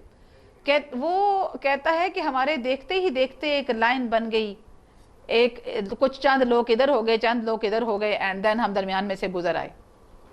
آپ اس قوم کی قومی حالت کا اعلان ہی یہ دیکھ لینا کہ ایک اعلان سے ہی اس قوم نے درمیان میں سے راستہ چھوڑ دیا اور وہ لوگ درمیان میں سے گزر آئے. پھر وہی بات کروں گی، وہ قوم ہیں. آپ ذرا کسی مسجد میں اعلان کر کے دیکھیں، آپ اس بات کو بھی چھوڑ دیں، آپ روڈ پہ نکل جائیں اور آپ ایک وہ جو آپ کے پاس ایمبولینس گزرتی ہے اس کو راستہ دینے کے لیے کوئی تیار نہیں ہوتا. وجہ کیا ہے؟ کیونکہ ہم قوم نہیں ہیں، ہم پتہ نہیں کیا ہیں، ایک ہی اپنے عجیب و غریب راستے پہ اندھا دھند بھاگے چلے جا رہے ہیں. اگلا یہ پیراگراف دیکھیں، انسان کی قومی ترقی کی نسبت ہم لوگوں کے یہ خیال ہے کہ کوئی خضر ملے. جیسے میں نے آپ سے کہا نا کہ ہمارا خیال ہے کہ باہر سے کوئی امام مہدی اور خضر کا انتظار کر رہے ہیں کہ وہ آئے اور ہمیں راستہ دکھا دے. بھئی ہمارے پاس راستہ ہے، ہمارے پاس قرآن اور سنت ہے، ہم کدھر بھاگے جا رہے ہیں اس کو چھوڑ کے. گورنمنٹ فیاض ہو اور ہمارے سب کام کر دے، اس کے معنی یہ ہے کہ ہر چیز ہمارے لیے کی جائے اور ہم خود کچھ نہ کریں. یہ ایسا مسئلہ ہے کہ اگر اس کو ہادی اور رہنما بنایا جاوے تو تمام قوم کی دلی آرزو کو برباد کر دے اور آدمیوں کو انسان پرست بنا دے. ہماری قوم دراصل انسان پرست ہے. انسان پرست نہ ہو تو گزرنے والے پرائم منسٹرز کو کیوں یاد کریں ہم؟ کوئی زرداری کو یاد کرتا ہے تو کوئی نواز شریف کو یاد کرتا ہے تو کوئی اب عمران خان کو یاد کرے گا اور فلانے کو کرے گا. ارے بھئی ہم انسان پرست کیوں ہیں؟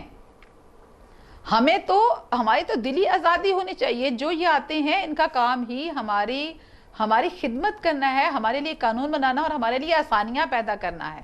اور ہم ان ساری چیزوں کو چھوڑ کے ہم انسان پرست ہو گئے ہیں. جو آتا ہے دوسرا اس کے بارے میں جو ہے وہ عجیب و غریب ہمارے خیالات ان کے بارے میں جاتے ہیں، ہم ان انسانوں کی پوجا شروع کر دیتے ہیں. حقیقت میں ایسا ہونا قوت کی پرستش ہے. بہت بڑی بات کر دی سید احمد خان نے. دراصل ہم قوت کی پرستش کر رہے ہیں. جو قوت میں آیا اس کو پیچھے چل پڑے، اور جو قوت میں نہیں آیا دوسری طرف اس کے اگینسٹ ہو گئے، اینڈ دین عجیب و غریب. اور اس کے نتائج انسان کو ایسا ہی حقیر بنا دیتے ہیں، جیسا کہ صرف دولت کی پرستش سے ہی انسان مقید و ذلیل ہو جاتا ہے. یعنی دولت کو پوجنے سے ہر وقت کیا لالا اشرفی مل جو ہر روز لچھمی کی پوجا کرتے ہیں اور بے انتہا دولت رکھتے ہیں، انسانوں میں کچھ قدر و منزلت کے لائق گنے جاتے ہیں.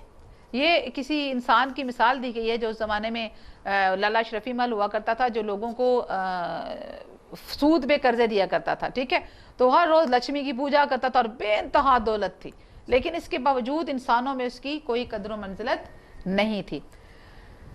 بڑا سچا مسئلہ اور نہایت مضبوط جس سے زیادہ تر دنیا کی قوموں نے عزت پائی ہے وہ اپنی مدد کرنا ہے. جس وقت لوگ اس کو اچھی طرح سمجھیں گے اور کام میں لاویں گے تو پھر خضر کو ڈھونڈنا بھول جاویں گے اوروں پر بھروسے اور اپنی مدد آپ، یہ دونوں اصول ایک دوسرے کے بالکل مخالف ہیں۔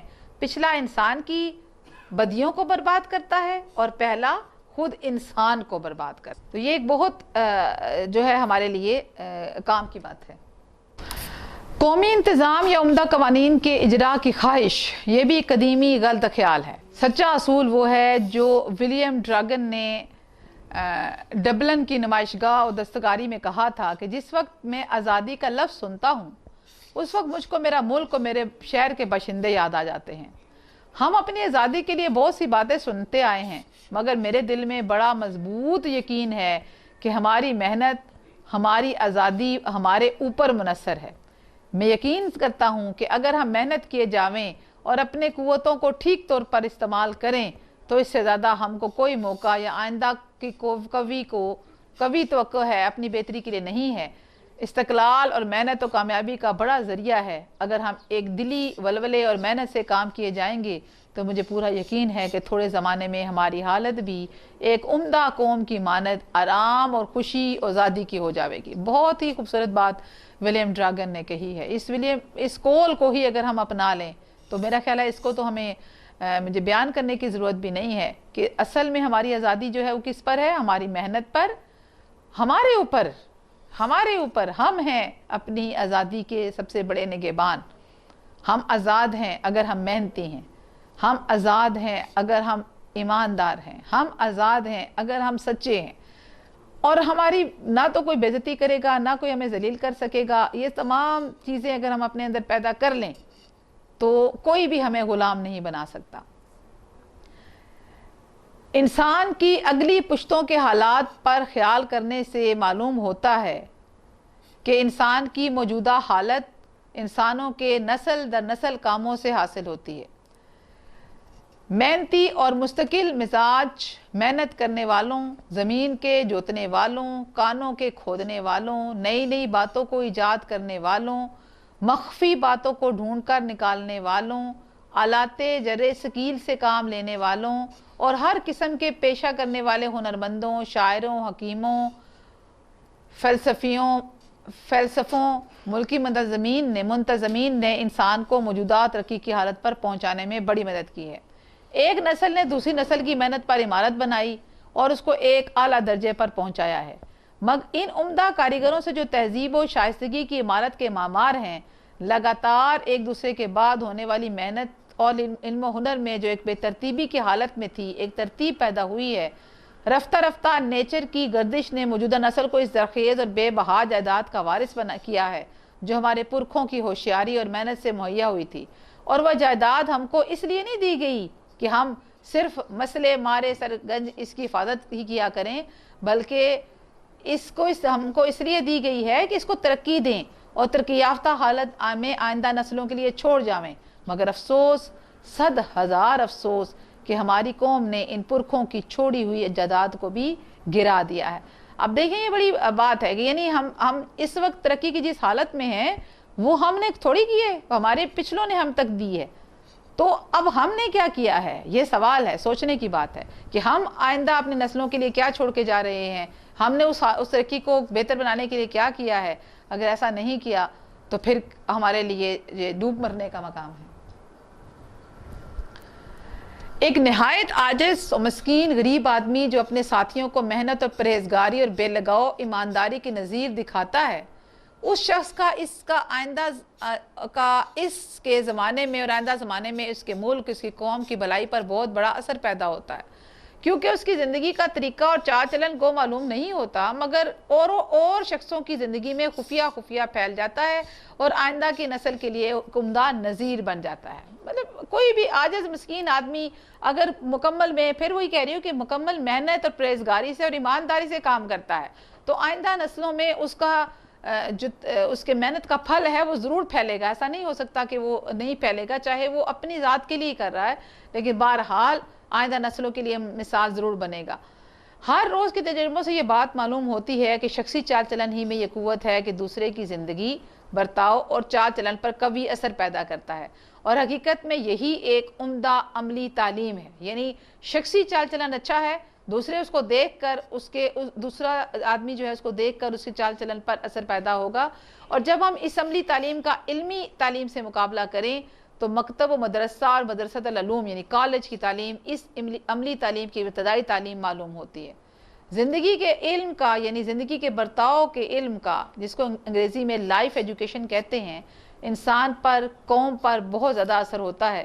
مکتب و مدرسہ مدرسۃ العلوم کا علم طاق میں، صندوق میں یا الماری میں یا کسی بڑے کتب خانے میں رکھا ہوا ہوتا ہے، مگر زندگی کے برتاؤ کا علم ہر وقت دوست سے ملنے میں، گھر کے رہنے سہنے میں، شہر کی گلیوں میں، صرافہ کی دکان میں، ہل جوتنے میں، کپڑا بننے کے کارخانے میں، قلم سے کام کرنے کے کارخانے میں اپنے ساتھ ہوتا ہے، اور پھر بے سکھائے بے شاگرد بنائے لوگوں میں صرف اس کے برتاؤ سے پھیلا جاتا ہے.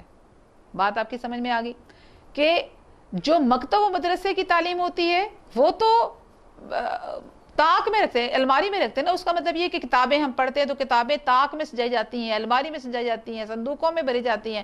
ہماری آئندہ نسل اگر وہ کتابوں سے محبت کرنے والی نہیں ہوتی تو ہم جب مرتے ہیں تو ہماری کتابیں اٹھا کے باہر ردی میں بھیج دی جاتی ہیں، کسی کتب خانے کا حصہ بنتی ہیں یا پھر کسی ردی کا حصہ بنتی ہیں. لیکن جو زندگی کا برتاؤ کا علم ہوتا ہے وہ ہر جگہ نظر آتا ہے. وہ علم سیکھنا بہت ضروری ہے کہ انسان اپنے ساتھ شروع سے بات ہی آپ کی چال چلن کی ہوئی تھی، آپ کے تہذیب و تمدن کی ہوئی تھی، کیسے اٹھنے بیٹھنے، دوستوں سے ملنے، اپنے ماں باپ کے ساتھ برتاؤ، اپنے بہنوں بھائیوں کے ساتھ برتاؤ، اپنے دوستوں کے ساتھ برتاؤ.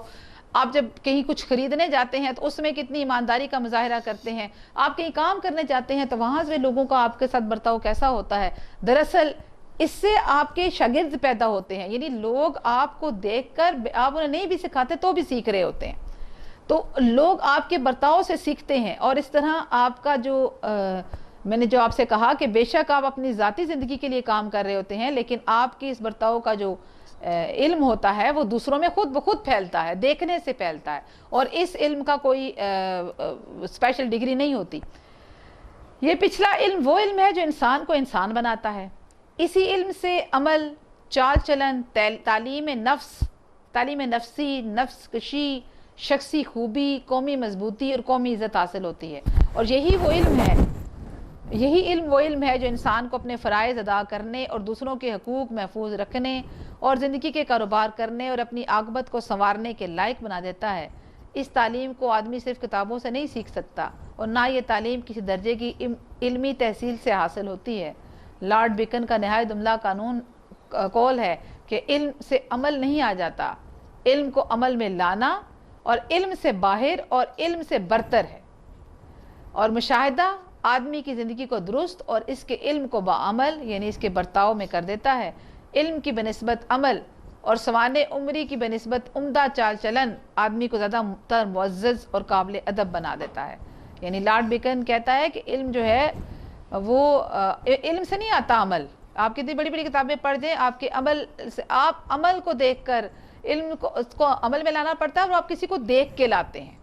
یا ہو سکتا ہے کہ اللہ تعالیٰ نے آپ کے اندر سوچنے اور سمجھنے کی صلاحیت اتنی ودیت کر دی ہو کہ آپ اس علم کو عمل میں لے آئیں. وہ اسپیشل لوگ ہوتے ہیں، ٹھیک ہے. اور پھر وہی علم دراصل اصل علم ہوتا ہے.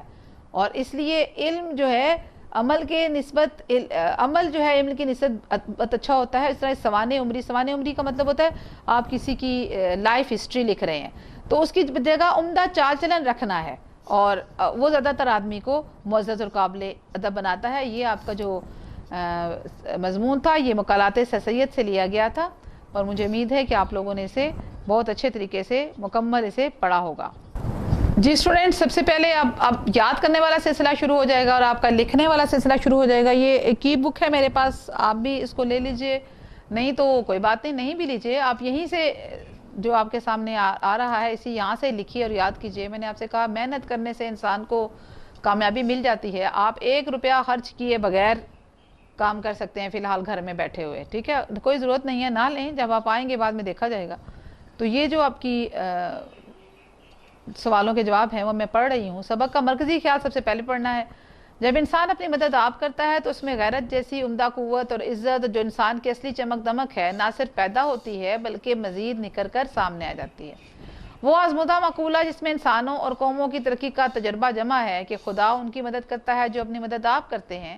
اگر کسی قوم یا انسان میں اپنی مدد آپ کرنے کا جوش و جذبہ ہے تو یہ سچی ترقی کی بنیاد ہے، کیونکہ جو انسان محنت کرتا ہے اور علم کی نسبت عمل کرتا ہے اور عمدہ چال چلن آدمی کو زیادہ معزز اور قابل بناتا ہے، جو انسان تقدیر کی بجائے تدبیر پر بھروسہ کر کے عملی جدوجہد کرتا ہے وہی کامیابی حاصل کرتا ہے۔ یہ اس پورے سبق کا جو ہم نے پڑھا ہے مرکزی خیال ہے۔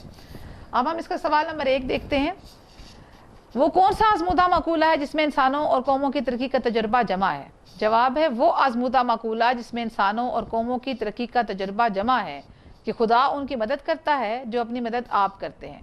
اگر کسی قوم یا انسان میں اپنی مدد آپ کرنے کا جوش و جذبہ ہے تو یہ سچی ترقی کی بنیاد ہے، کیونکہ جب انسان اپنی مدد آپ کرتا ہے تو اس میں غیرت جیسی عمدہ قوت اور عزت جو انسان کی اصلی چمک دمک ہے نہ صرف بیدار ہوتی ہے بلکہ مزید نکھر کر سامنے آتی ہے، جو انسان کی نہ صرف اپنی نظر میں بلکہ دوسروں کی نظر میں بھی بلند کرتے ہیں۔ انسان کو ہونا چاہیے جو انسان کی قدر، ٹھیک ہے، جو انسان کی قدر نہ صرف اپنی نظر میں بلکہ دوسروں کی نظر میں بھی بلند کرتی ہے۔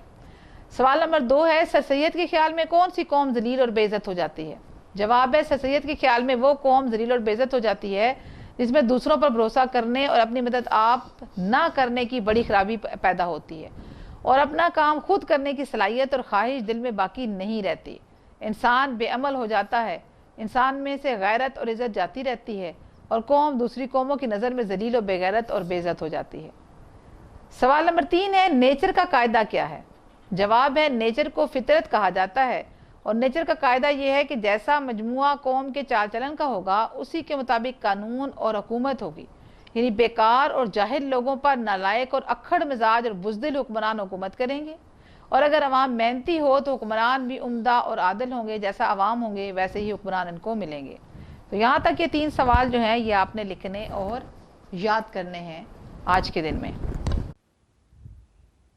السلام علیکم اسٹوڈنٹس، سب سے پہلے میں آپ سب کو مبارکباد پیش کرتا ہوں کہ آپ فرسٹ ایئر میں پروموٹ ہو گئے ہیں، آپ فرسٹ ایئر کے اسٹوڈنٹس ہیں۔ میرا نام محسن ظریف ہے اور میں آپ کو فرسٹ ایئر میں پرنسپل آف کامرس، جسے اردو میں کہتے ہیں اصول تجارت کا سبجیکٹ پڑھاؤں گا۔ اب آپ اپنی اسکرین پہ اصول تجارت کی جو کتاب ہے اس کا کور پیج دیکھ رہے ہیں۔ اس کا رائٹر ہے قاضی شہزاد احتشام۔ یہ بک ہم پڑھیں گے فرسٹ ایئر میں۔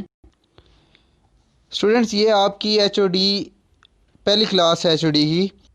تو اسٹوڈنٹس چیپٹر نمبر 1 سٹارٹ کرنے سے پہلے میں چاہتا ہوں کہ آپ کو لفظ کامرس کا مطلب پتہ چل جائے اور پتہ چل جائے کہ یہ لفظ کامرس کہاں سے اخذ کیا گیا ہے، کامرس میں ہم کیا کیا پڑھیں گے، یہ ساری چیزیں آپ کو پتہ ہونی چاہیے۔ اس لیے چیپٹر سٹارٹ کرنے سے پہلے میں آپ کو کامرس کی ڈیفینیشن پڑھاؤں گا اور کامرس کا مفہوم بتاؤں گا اور یہ بتاؤں گا کہ یہ کامرس جو ہے وہ لفظ کامرس جو ہے کہاں سے اخذ کیا گیا ہے۔ میں ریڈنگ کرنا سٹارٹ کرتا ہوں کہ لفظ کامرس 2 لاطینی الفاظ کام جس کا مطلب اکٹھا یا انگلش میں کہتے ہیں ٹوگیدر، اور مرس جس کا مطلب اشیاء یا گوڈز سے مل کر بنا ہے۔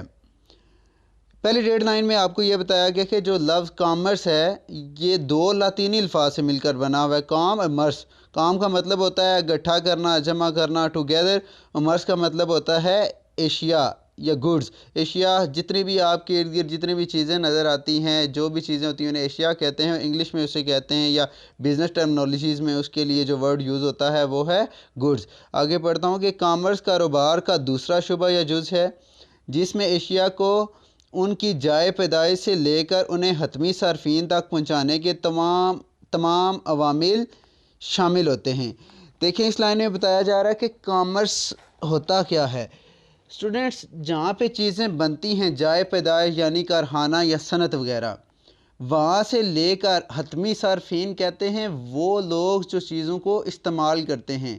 یعنی اگر ہم فار ایگزامپل فین ہے ایک فین ایک کارخانے میں بنا ہے تو اسے کہیں گے، کارخانے کو کہیں گے جائے پیدائش، اور اگر ہم وہ فین خرید کر استعمال کر رہے ہیں تو ہم کیا ہوں گے؟ حتمی صارفین، کنزیومر، یعنی کہ وہ شخص جو اشیاء کو استعمال کرتا ہے۔ تو کامرس کہتے ہیں کہ اشیاء کو جائے پیدائش سے لے کر حتمی صارفین تک جتنی بھی چیزیں اس میں شامل ہوتی ہیں، ٹرانسپورٹ اس میں شامل ہے، اشیاء بنانا اس میں شامل ہے، اس کے علاوہ اس میں ایجنٹس آ جاتے ہیں بہت سارے، اس کے علاوہ ماورین تجارت جو تجارت کرنے میں ہماری مدد دیتے ہیں، وہ تمام عوامل اس میں شامل ہوتے ہیں۔ تو اگر ڈیفینیشن ہم دیکھیں تو یہ ڈیڈ لائن اس کی ڈیفینیشن بنتی ہے کہ کامرس سے مراد یا کامرس کاروبار کا دوسرا جز ہے جس میں اشیاء کو ان کی جائے پیدائش سے لے کر حتمی صارفین تک پہنچانے کے تمام عوامل شامل ہوتے ہیں۔ اچھا، یہ کون کون سے عوامل ہوتے ہیں؟ مال کی نقل و حمل۔ نقل و حمل کا مطلب ہوتا ہے ٹرانسپورٹ، یعنی ٹرانسپورٹیشن، ایک جگہ سے دوسری جگہ چیزوں کو منتقل کرنا۔ تاجر اور ایجنٹ، تاجر کہتے ہیں تجارت کرنے والے کو، اور ایجنٹ کہتے ہیں جو کمیشن پہ آگے شخص کام کرتا ہے۔ بیمہ کمپنیاں کہتے ہیں انشورنس کمپنیز کو۔ مختلف مالیاتی ادارے ہمارے بینکس وغیرہ ہوتے ہیں جو کاروبار کے لیے ہمیں لون پرووائڈ کرتے ہیں۔ مال کی تشہیر اور ذخیرہ کاری، تشہیر کہتے ہیں ایڈورٹائزمنٹ کو، جو مشہوری آپ دیکھتے ہیں، جو ایڈورٹائزمنٹ اشتہار بازی دیکھتے ہیں، اسے کہتے ہیں تشہیر کرنا۔ اور ذخیرہ کاری کہتے ہیں چیزوں کو سٹور کرنا، جیسے بڑے بڑے گوداموں میں چیزوں کو سٹور کر لیا جاتا ہے۔ ایسے تمام مشاغل جو بالواسطہ یا بلا واسطہ اشیاء کے تبادلے میں مددگار ثابت ہوتے ہیں، کامرس کے زمرے میں آتے ہیں۔ دیکھیں، ہم نے پڑھا تھا کہ وہ تمام عوامل جو اشیاء کو جائے پیدائش سے لے کر حتمی صارفین تک پہنچانے کا کام کرتے ہیں، وہ کامرس میں شامل ہیں۔ تو وہ تمام عوامل لکھے ہوئے ہیں کہ یہ تمام عوامل کامرس کے زمرے میں آتے ہیں، یعنی کامرس ان تمام اداروں اور سرگرمیوں کا مجموعہ ہے جو ایک دوسرے کی اشیاء کے تبادلے کے سلسلے میں معاونت یعنی مدد کرتے ہیں۔ کامرس کے نفس، مضمون اور اس کی وسعت کا اندازہ مندرجہ ذیل ڈائیگرام سے لگایا جا سکتا ہے۔ اسٹوڈنٹس، یہ ڈائیگرام آپ کو نظر آ رہی ہے، دیکھیں کامرس کے ساتھ کامرس جو ہے وہ کن چیزوں سے مل کر بنتا ہے۔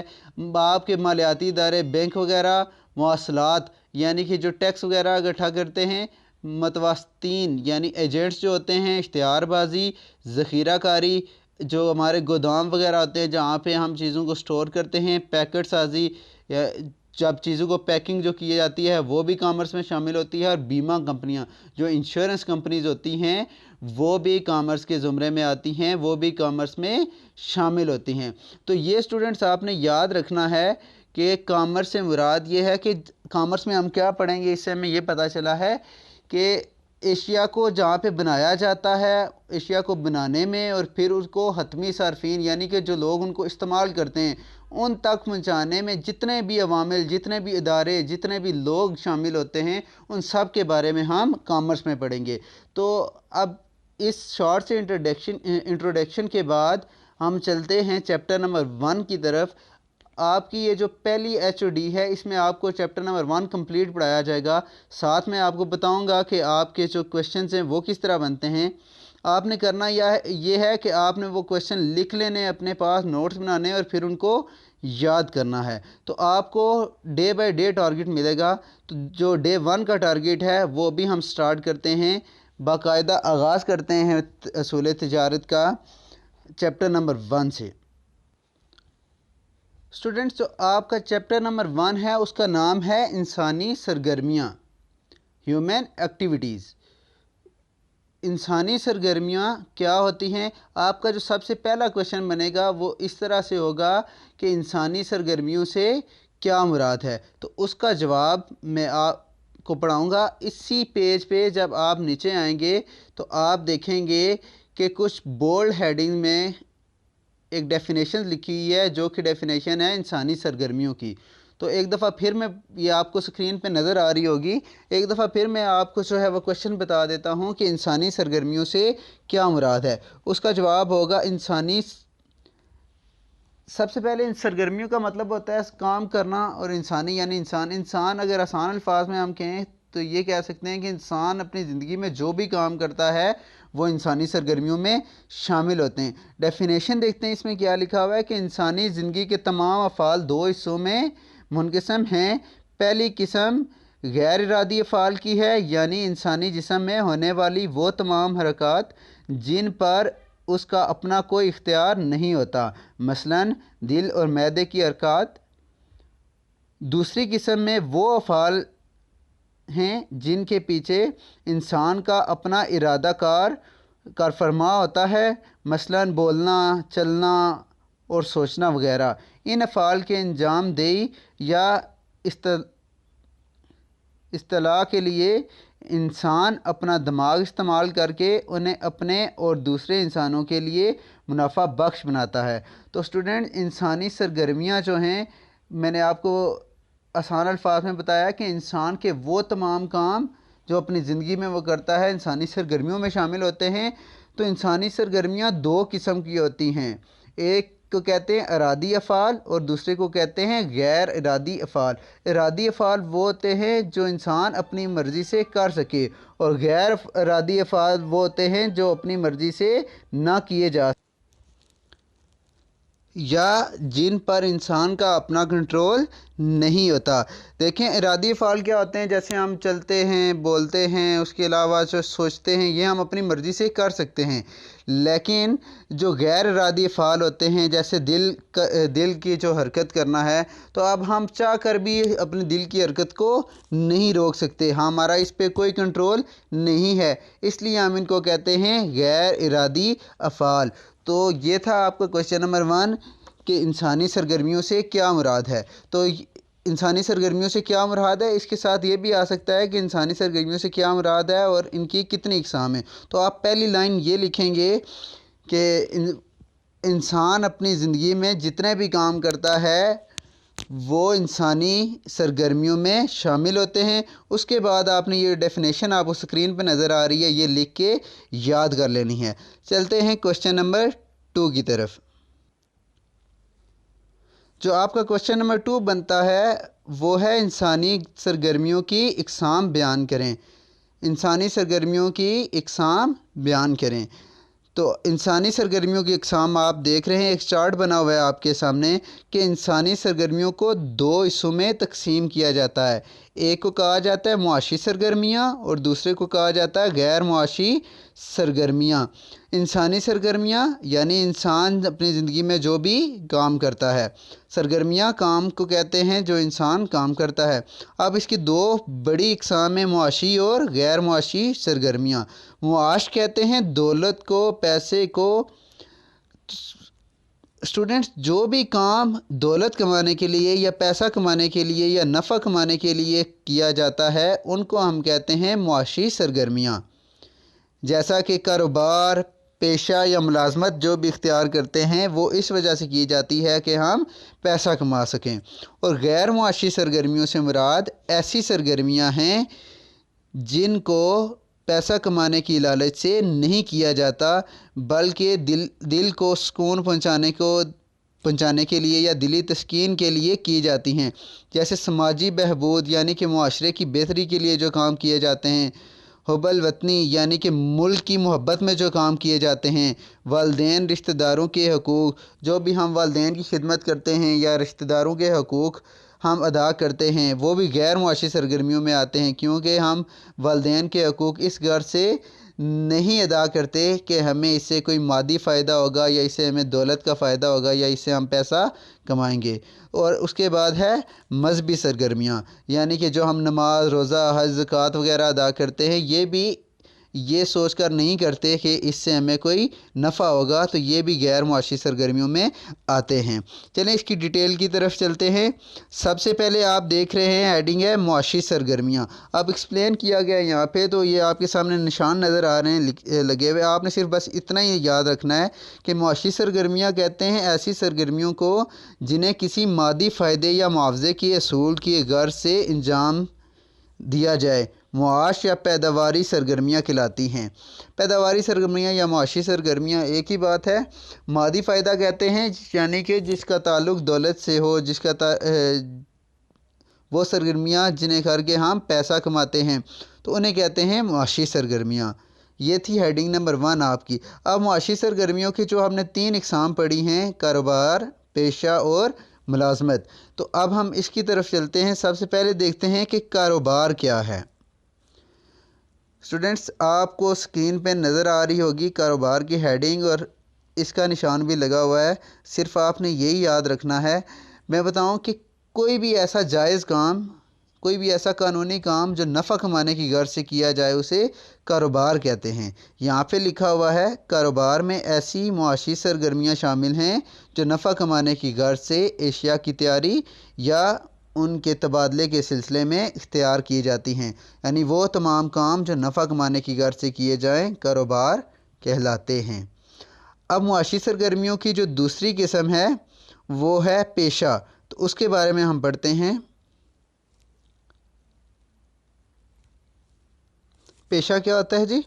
اگر کوئی شخص تخصیص علم یا ہنر مندی کی بنیاد پر اپنی خدمات قیمتاً پیش کرے تو اسے پیشے کا نام دیا جاتا ہے۔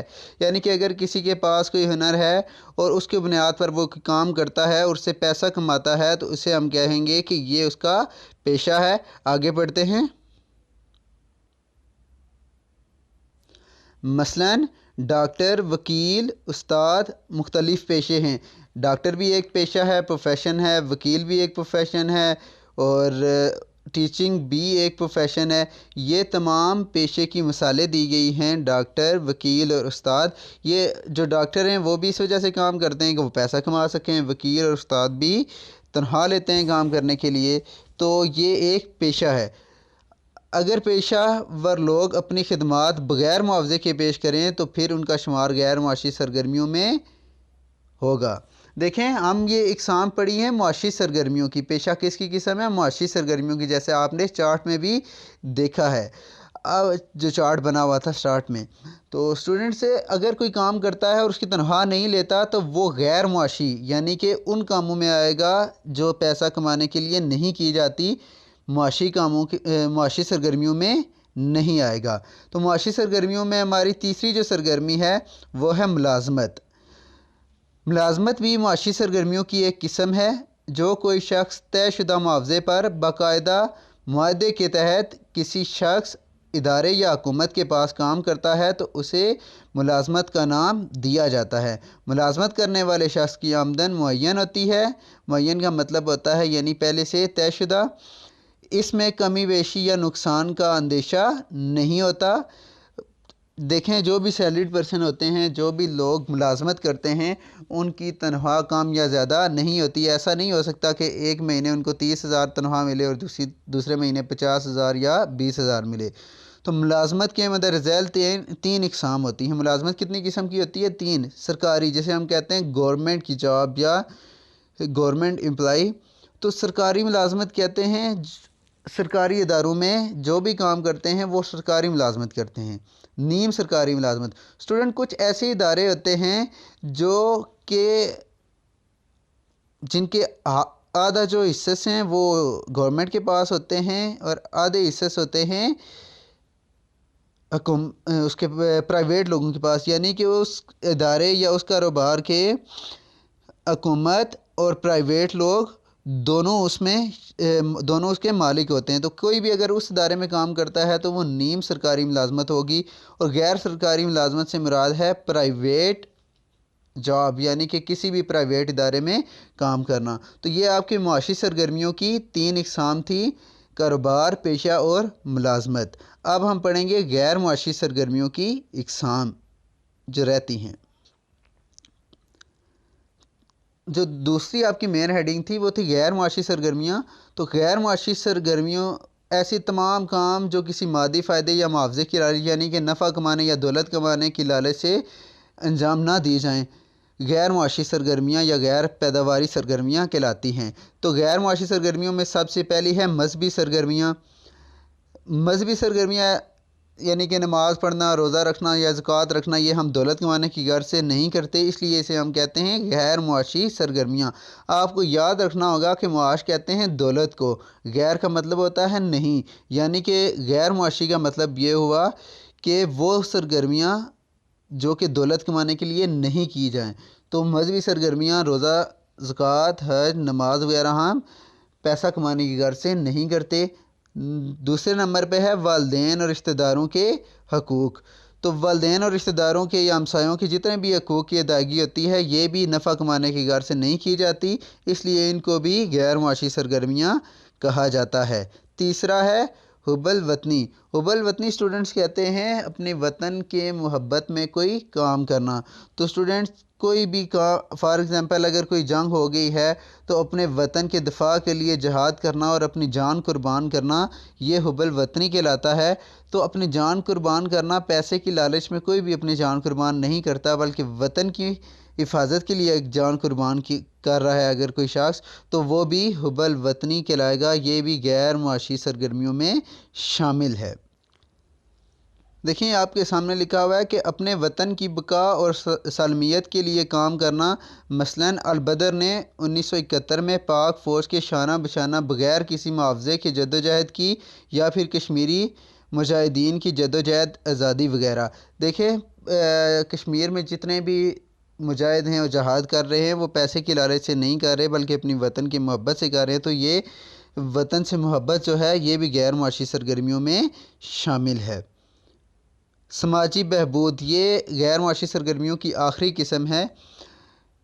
سماجی بہبود کہتے ہیں عوام کی فلاح و بہبود، یعنی بہتری یا ترقی کے کاموں میں حصہ لینا، یا پھر لوگوں کی جو ہے وہ مدد کرنا. کسی بھی علاقے میں اگر ایک اسکول بنا دیا جاتا ہے اور وہاں پہ تعلیم مفت دی جاتی ہے تو وہ سماجی بہبود میں آئے گا. تو یہ تمام سرگرمیاں بھی غیر معاشی سرگرمیوں میں آتی ہیں. اسٹوڈنٹ تو یہ تھا آپ کا کوشچن نمبر 2 کہ انسانی سرگرمیوں کی اقسام بیان کریں. تو آپ نے اسی طرح پہلے یہ چارٹ بنانا ہے، یعنی انسانی سرگرمیاں کی دو بڑی قسمیں، معاشی اور غیر معاشی. پھر اس کے بعد ان کی جو سب ہیڈنگز ہیں، کاروبار، پیشہ، ملازمت، اور غیر معاشی سرگرمیوں کی اقسام جو ہیں سماجی بہبود، حب الوطنی، والدین، رشتہ داروں کے حقوق اور مذہبی سرگرمیاں. اسی طرح یہ چارٹ بنا کے پھر ان کو دو لائنوں میں جس طرح نشان لگے ہوئے اس طرح ایکسپلین کرنا ہے. اس کوشچن کو بھی لکھ کے آپ نے یاد کر لینا ہے. یہ تھا آپ کا کوشچن نمبر 2. اسٹوڈنٹس یہاں تک جو کچھ آپ کو پڑھایا گیا ہے یہ آپ کے پہلے دن کا ٹارگٹ تھا. آپ نے اس کو اپنے پاس نوٹ کر کے یاد کرنا ہے. نیکسٹ لیکچر میں ہم اس سے آگے پڑھیں گے. شکریہ. السلام علیکم ڈیئر اسٹوڈنٹس، بہت بہت مبارک ہو آپ کو. آپ نے میٹرک پاس کر لیا ہے اور آپ اب فرسٹ ایئر کے اسٹوڈنٹس ہیں اور آپ نے فرسٹ ایئر میں رجسٹریشن کرائی ہے. آن لائن کلاسز لیں گے آپ. جب تک کالج اوپن نہیں ہوتے ہم آپ کو کلاسز میں بٹھا کے براہ راست نہیں پڑھاتے، تب تک آپ آن لائن کلاسز لیں گے. اور اس سلسلے میں آج ہماری فرسٹ HOD ہے، بزنس میتھس پڑھاؤں گا میں آپ کو، اور پرنسپل آف اکاؤنٹنگ پڑھاؤں گا انشاءاللہ. اور باقی 2 سبجیکٹس اکنامکس اور کامرس محسن صاحب پڑھائیں گے آپ کو. اور یہ جو ہم پڑھا رہے ہیں آپ کو آن لائن، یہ دوبارہ کلاسز میں جب آپ لوگ آئیں گے تو یہ پڑھانا ممکن نہیں ہوگا، ہمارے پاس ٹائم نہیں ہوگا. اور آپ کو اس چیز کا بہت زیادہ فائدہ ہوگا اگر آپ یہ آن لائن کلاسز کو ساتھ ساتھ فالو کرتے رہیں گے، ساتھ ساتھ دیکھتے رہیں گے، اور جو تیاری آپ کو جو کام دیا جائے گا یہاں وہ آپ کرتے رہیں گے. کالج اوپن ہوں گے اس ٹائم کچھ نئے ایڈمیشنز ہوتے بھی ہیں تو بھی ہم ان کو یہ ٹاپکس، یہ چیزیں جو یہاں پر پڑھائیں گے آپ کو HOD کلاسز میں آن لائن، یہ دوبارہ نہیں پڑھا سکیں گے، ہمارے پاس ٹائم نہیں ہوگا. تو اس ٹائم اگر کچھ نئے ایڈمیشنز ہوتے بھی ہیں تو ان کو USB میں یہی کلاسز USB میں لے کر جانی ہوگی اور گھر بیٹھ کے تیاری کرنی ہوگی، ساتھ وہ جو ہم کلاسز میں کرا رہے ہوں گے اور ساتھ یہ پچھلا سلیبس جو ہم نے آن لائن آپ کو پہلے سے ہی کرا دیا ہوگا. تو آپ نے اگر رجسٹریشن کرائی ہے آپ کے والدین اور آپ یقیناً چاہتے ہیں کہ آپ کچھ نہ کچھ انگیج رہیں اس ٹائم کے دوران جب تک کالج اوپن ہوتے ہیں باقاعدہ، تو ہم امید کرتے ہیں کہ جو آپ کو یہاں پڑھایا جا رہا ہے وہ آپ پوری ذمہ داری کے ساتھ تیار کریں گے، مینٹین کریں. رجسٹر جہاں مینٹین کرنے وہ رجسٹر مینٹین کریں گے. بزنس میتھس کے حوالے سے آپ یاد رکھیے کہ ایک رجسٹر آپ کو بنانا پڑے گا. جو آپ کو کام کرایا جائے گا، جو آج ویڈیو کلاس میں کرایا جائے گا وہ بھی، اور جو کلاسز میں براہ راست کرایا جائے گا بعد میں وہ بھی آپ کو رجسٹر پہ نوٹ کرنا پڑے گا. اور وہ رجسٹر آپ کے کام آئے گا امتحان میں بھی. اسی طرح اکاؤنٹنگ کے لیے ایک رجسٹر بنانا پڑے گا. تو فرسٹ ایئر میں آپ کو 2 نومیریکل سبجیکٹس ہیں آپ کے، ایک بزنس میتھ اور ایک اکاؤنٹنگ، دونوں انشاءاللہ میں پڑھاؤں گا اور دونوں کے لیے ایک رجسٹر آپ کو مینٹین کرنا پڑے گا. تو آئیے شروع کرتے ہیں چیپٹر نمبر 1. دیکھیے چیپٹر نمبر 1 ہے، اس کا نام ہے ریشیو اینڈ پروپورشن. اس میں ریشیوز دی ہوتی ہیں. ریشیو کا مطلب ہوتا ہے حصے. سپوز یہ لکھا ہوا ہے فرسٹ کہ 40:32، تو اس کا مطلب ہے کہ کوئی بھی چیز ہے جس کے ٹوٹل اگر 40 اور 32 72 پارٹس کرنے تو 40 اس سے پہلے سے ایک سائڈ پہ کر دیں گے اور 32 سے دوسری سائڈ پہ کر دیں گے. یعنی کہ ریشیو کا مطلب ہوتا ہے حصے. اب پہلا سوال جو ہے کوئی چیپٹر نمبر 1 میں وہ لکھا ہوا ہے کہ سمپلیفائی دا ریشیو، یعنی کہ یہ آپ کو تھوڑا سا مین چیز سمجھائی گئی ہے کہ یہ چیپٹر سالو کرنے کے لیے آپ کو کون کون سے کنسیپٹس آپ کے کلیئر ہونے چاہیے. اب دیکھیے جیسے 40:32 ہے تو اس کو سمپلیفائی کیسے کریں گے کہ یہ دونوں کس پر ڈیوائڈ ہوتے ہیں. ویسے تو ہمیں پتہ ہے شاید 4 پر بھی ڈیوائڈ ہوتے ہیں, 8 پر بھی ڈیوائڈ ہوتے ہیں, لیکن ہمیں جو ایزیلی ہم جا سکتے ہیں, ہم دیکھ سکتے ہیں کہ یہ دونوں 2 پر ڈیوائڈ ہوتے ہیں. تو یہ اس کو ڈیوائڈ کریں گے تو یہ 20 آ جائے گا, اور جب 32 2 پر ڈیوائڈ ہوگا تو یہ آ جائے گا 16. اچھا اب دیکھیے یہ دوبارہ 2 پر ڈیوائڈ ہو سکتے ہیں. اب اس کو ڈیوائڈ کریں گے تو 10 آئے گا, اس کو دوبارہ ڈیوائڈ کریں گے تو 8 آئے گا, اور اب پھر یہ کس پر ڈیوائڈ ہوتے ہیں, پھر 2 پر ڈیوائڈ ہوتے ہیں, یہ 5 اور یہ 4. اب کوئی ایسی ویلیو نہیں ہے جس پر یہ 5 اور 4 دونوں ڈیوائڈ ہو سکتے ہیں پورے. تو دیکھیے 40:32 کی سمپلسٹ فارم آ گئی 5:4. اب آپ اس کو ڈائریکٹ بھی کر سکتے ہیں, 40:32 کو آپ 8 پر ڈیوائڈ کریں, 40/8 کریں گے تو 5 آ جائے گا, 32/8 کریں گے تو 4 آ جائے گا. لیکن یہ ایک مشکل پروسیس ہو سکتا ہے, بڑی ویلیو پہ ایک دم سے ڈیوائڈ کرنا شاید آپ کو سمجھنا ہے کہ کیسے کریں. تو آپ آسان ترین دیکھیں گے, 2 پر ڈیوائڈ ہوتے ہیں, پہلے 2 پر ڈیوائڈ کر لیں, باقی جو بچیں اب یہ دونوں کس پر ڈیوائڈ ہو سکتے ہیں, دوبارہ پتہ چل رہا ہے یہ 2 پر ڈیوائڈ ہو سکتے ہیں, تو دوبارہ 2 پر ڈیوائڈ کر دیا, پھر یہ 2 پر ڈیوائڈ ہوتے ہیں, اب بھی ڈیوائڈ کر دیا. اب اگر مزید یہ کسی پر ڈیوائڈ ہو سکتے دونوں تو ہم ڈیوائڈ کرتے, لیکن نہیں ہو سکتے, تو اب یہی آپ کا سمپلسٹ فارم ہے, یہی آپ کہہ سکتے ہیں کہ اس کا آنسر ہے. سیکنڈ دیکھیے 12:32 ہے. اب دیکھیے اس کو ڈائریکٹ آپ 4 پہ بھی ڈیوائڈ کر سکتے ہیں, دونوں ڈیوائڈ ہوتے ہیں 4 پہ کسی اور ویلیو پہ بھی, لیکن جو ہمیں آسان لگتا ہے وہ ایسے ہے کہ ہم جانتے ہیں کہ یہ دونوں 2 پر ڈیوائڈ ہوتے ہیں. 12 کو 2 پر ڈیوائڈ کریں 6, 32 کو ڈیوائڈ کریں گے تو 16. اب پھر 2 پر ڈیوائڈ ہوتے ہیں 3 پر, 3 آ جائے گا یہ, اور یہاں پر 8 آ جائے گا. اب 3 اور 8 کسی ایک ویلیو پر ڈیوائڈ نہیں ہوتے, تو اس ریشو کے سمپلسٹ فارم ہے 3:8. یہاں دیکھیے ذرا, یہ ریشوز 2 کے بجائے 3 بھی ہو سکتی ہیں, 4, 12, 16. اب آپ جانتے ہیں یہ تینوں ریشوز 4 پر بھی ڈیوائڈ ہوتی ہیں, آپ ڈائریکٹ 4 پر بھی ڈیوائڈ کر سکتے ہیں, لیکن اگین آسان طریقہ وہی ہے کہ سمپلسٹ چھوٹی سے چھوٹی ویلیو پہ ڈیوائڈ کریں. 2 پر ڈیوائڈ کریں پہلے اس کو, 4/2 2, 12/2 6, 16 کو 2 پر ڈیوائڈ کریں گے تو 8. اب دیکھیں یہ پھر 2 پر ڈیوائڈ ہوتے ہیں تینوں, 2 1 2, 2 3 6, 2 4 8. اب یہ تینوں کسی ایک ویلیو پر ڈیوائڈ نہیں ہوتے, تو یہ اس کی سمپلسٹ فارم ہے. لاسٹ اس میں ایگزامپل دیکھیے, یہ پہلے کویسچن کے 4 پارٹس ہیں, لاسٹ پارٹ ہے, اور آپ کو ساتھ یہ بھی سمجھ آ رہی ہے کہ ریشو کو سمپلیفائی کیسے کرتے ہیں. اب 25 75 35 2 پر تو یہ ڈیوائڈ نہیں ہوتے, ہمیں لگ رہا ہے کہ آسان ترین کیا لگ رہا ہے, ہمیں سامنے نظر آ رہا ہے یہ تینوں 5 پر ڈیوائڈ ہوتے ہیں. تو 25 کو 5 پر ڈیوائڈ کریں 5, اس کو ڈیوائڈ کریں گے تو 15 آ جائے گا, اور 35 کو ڈیوائڈ کریں گے تو 7. اب دیکھیے پہلی 2 ریشوز تو 5 پر ڈیوائڈ ہوتی ہیں, لیکن 7 5 پر ڈیوائڈ نہیں ہوتا پورا, اس لیے اب ہم مزید اس کو سمپلیفائی نہیں کر سکتے, کیونکہ ریشو کو سمپلیفائی کرنے کے لیے لازمی ہے یہ کہ جو ویلیوز ہوں وہ تمام ہی ڈیوائڈ ہوتی ہوں کسی ایک ویلیو پہ. یہاں پر 5 اور 15 تو ہوتی ہیں, لیکن 7 نہیں ہوتی, تو ہم ان تینوں کو پھر اسی طرح چھوڑنا پڑے گا. یہ نہیں ہو سکتا کہ 5 اور اس کو سمپلیفائی کر دیں, اس کو اسی طرح چھوڑ دیں. تو ہماری سمپلسٹ فارم اس کی یہی ہے 5:15:7. تو یہ ریشو کو سمپلیفائی کرنے کا طریقہ بھی آپ کو سکھایا, اور ساتھ چیپٹر نمبر 1 کا کویسچن نمبر 1 جو ہے وہ بھی آپ نے کر لیا, یہ رجسٹر پہ اسی طرح نوٹ بھی کر لیجئے گا. اب کویسچن نمبر 2 سے آن ورڈ باقی کویسچن سالو کرانے سے پہلے میں آپ کو کچھ کانسیپٹس بتاتا ہوں جو چیپٹر نمبر 1 کے کویسچن نمبر 1 کے اس کویسچن کے بعد کے کویسچن سمجھنے کے لیے جو کانسیپٹ ضروری ہیں وہ چیپٹر کرنے کے لیے, وہ کانسیپٹس پہلے کلیئر کرتا ہوں, پھر کویسچن نمبر 2 سے آن ورڈ آگے چلیں گے. تو دیکھیے ڈیئر اسٹوڈنٹس, اس میں آپ کو چیپٹر 1 میں جب دیکھیں گے 2 سیٹ ہیں, سیٹ اے اور سیٹ بی, دونوں میں ڈیفرنٹ طرح کے کویسچن ہیں. تو سیٹ اے جب سالو کرنے جائیں گے تو اس میں ہر کویسچن میں آپ کو ایک ریشو دی ہوگی, سپوز 3:4:5, اس طرح کی ایک ریشو دی ہوگی, اور کوئی چیز ڈسٹریبیوٹ کرنی ہوگی. وہ پیسے ہو سکتے ہیں, وہ زمین ہو سکتی ہے, وہ کوئی اور چیز ہو سکتی ہے, کوئی بھی چیز ہو سکتی ہے, وہ ایون کہ گندم ہو سکتی ہے, چاول ہو سکتے ہیں, کوئی بھی چیز کہ آپ کو بتایا جائے گا کہ یہ ریشو ہے, اور اس ریشو سے آپ نے فرض کیا 1,20,000 روپیز آپ نے ڈسٹریبیوٹ کرنے. یہ ریشو کس کس کی ہے, اے بی اور سی, 3 بندوں کے نام ہے. اب دیکھیں اس تمام کویسچن سیٹ اے میں اسی طرح کے ہوں گے, جس میں ایک ریشو دی ہوگی اور کچھ چیز ہوگی جو ڈسٹریبیوٹ کرنی ہے.